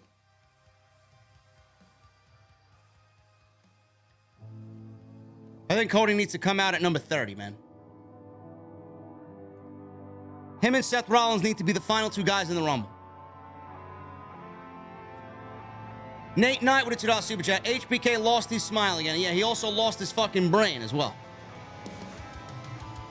Shantae's Stylish Treasures becomes a new member. Shantae Stylish Treasures, thank you so much. What are you drinking tonight? We got everything. What do you want? Sidro with a $5 super chat. Hope to make you laugh. Why won't Vince McMahon hear the what chant in the afterlife? No chance in hell. Sidro. You're crazy, bro. CRJ209 with an 11-month membership. Can I get a Kevin Dunn? Would. Love this podcast and the OTS family. CRJ, thank you, brother. Also with a $9.99 super chat. Also, JD, stopping by to say thank you for everything you do. You got me through some dark times in my late 20s. 31 now. Hope to buy you a beer one day. Keep up the good work. OTS for life. Thank you, CRJ.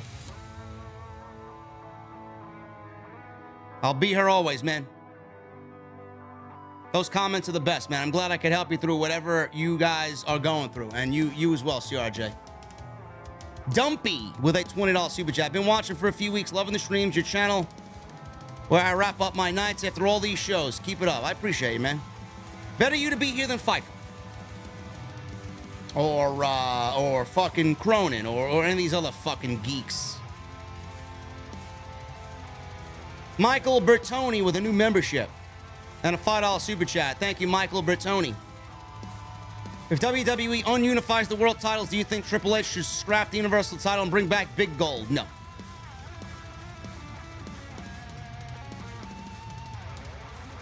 I do not think Big Gold should be back in the company. CJ Voorhees with a $5 super chat. Imperium versus the Bloodline would be sick. Just need Eichner on SmackDown. You know, Eichner's doing his thing, man, in NXT. Giovanni Vinci's a great wrestler. He really is. No matter what his name is, man, he's just a great wrestler. DGK Dog with a $1.99 super chat. How can I join Discord as a channel member? I'll leave you guys a link in the membership section on the YouTube community boards. Eugene Morgan with a $5 super chat. What's up, JD? Your dedication to being on 5 nights out of the week is appreciated. Listen, bro, it's tough. I didn't want to go live tonight. I was fucking tired. These streams take a lot out of me, man. Hopefully you guys appreciate them. Jake Coyle with a $2 super chat. Most people don't have AC here. Crazy, I know. That's fucking ridiculous, bro. I don't understand that. Necessity DNA testing with a $1 super chat. No message. Furious Nation with a $20 super chat. What's up, JD? What drink do you recommend in the garden tonight? I'm so happy that Vince is gone. Walter's probably smiling ear to ear. Would you reunite Beer Money in WWE, or would you bring back Glorious Bobby Roode? Bro, I'm not reuniting Beer Money. James Storm looked completely out of shape at the Ric Flair pay-per-view. He was in that Battle Royal. Bobby Roode is still in great shape. Bobby Roode, as a heel, still has a lot of legs to it. It never really got a chance to thrive on the main roster, and I do think that he should be back. Yes. That's another guy that I would bring back. Seriously. He's so good.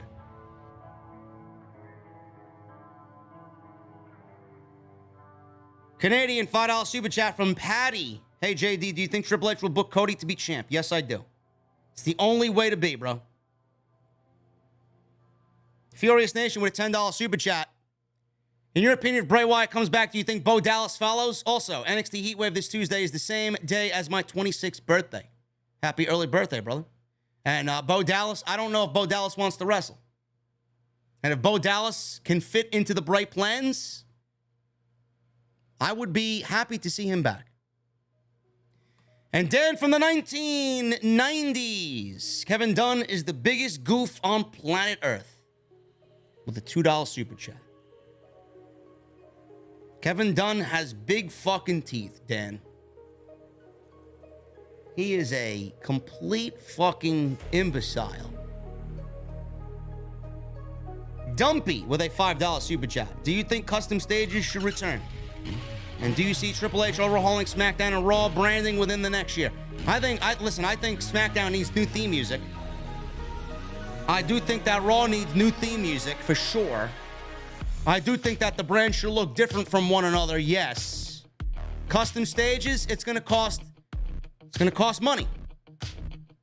Triple H, his job is to create creative and make better television. You want to save on certain aspects of the company by saving some money somewhere? I don't really mind if custom stages come back. I really don't. Colleen Schmitz with a $5 super chat. McIntyre was pulled from this weekend's house shows due to back issues. Might not win at Clash and be written off TV by Kross.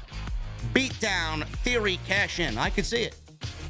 This is why I'm still keeping my prediction. I think Austin Theory wins the Undisputed Championship at the end of Clash at the Castle. I'm going with Theory cashing in. Guys, we're about to get out of here, man. Listen, what a show. Thank you guys for being a part of my show tonight. Awesome. At 2,700, we got 1,500 likes, man. We got still 2,000 people in here. Can we get to 1,600 likes? I need 30 more likes. If you guys are in the chat and have not hit the thumbs up, man, 1,600 likes. Thank you for the new members, man. We got 13 new members tonight. Hit that subscribe button down below. Turn on the bell for notifications. Check out my sponsor for tonight's show, Manscaped. Manscaped.com. Code SCRIPT20 at checkout. 20% off and free shipping. And go check out all the other videos that you might have missed on the channel. Also, follow me on social media at JDfromNY206. That's Twitter, Instagram, TikTok, and I'm on Cameo. Furious with a $10 super chat. Triple H in charge for a few weeks now, and the shows have been so much better. Other people, though, have told me that it doesn't matter who's in charge. It absolutely does matter who's in charge. Vince is not there. It can only be better. Thank you, bro. Guys, I need those guitar emojis in the chat. My VIPs, which is all of you guys, because it's VIP only. I need those Mustang emojis in the chat. And I need that music on max. Brand new week tomorrow night in the Beer Garden. Monday Night Raw live tomorrow night on Off the Script. I'll see you guys later.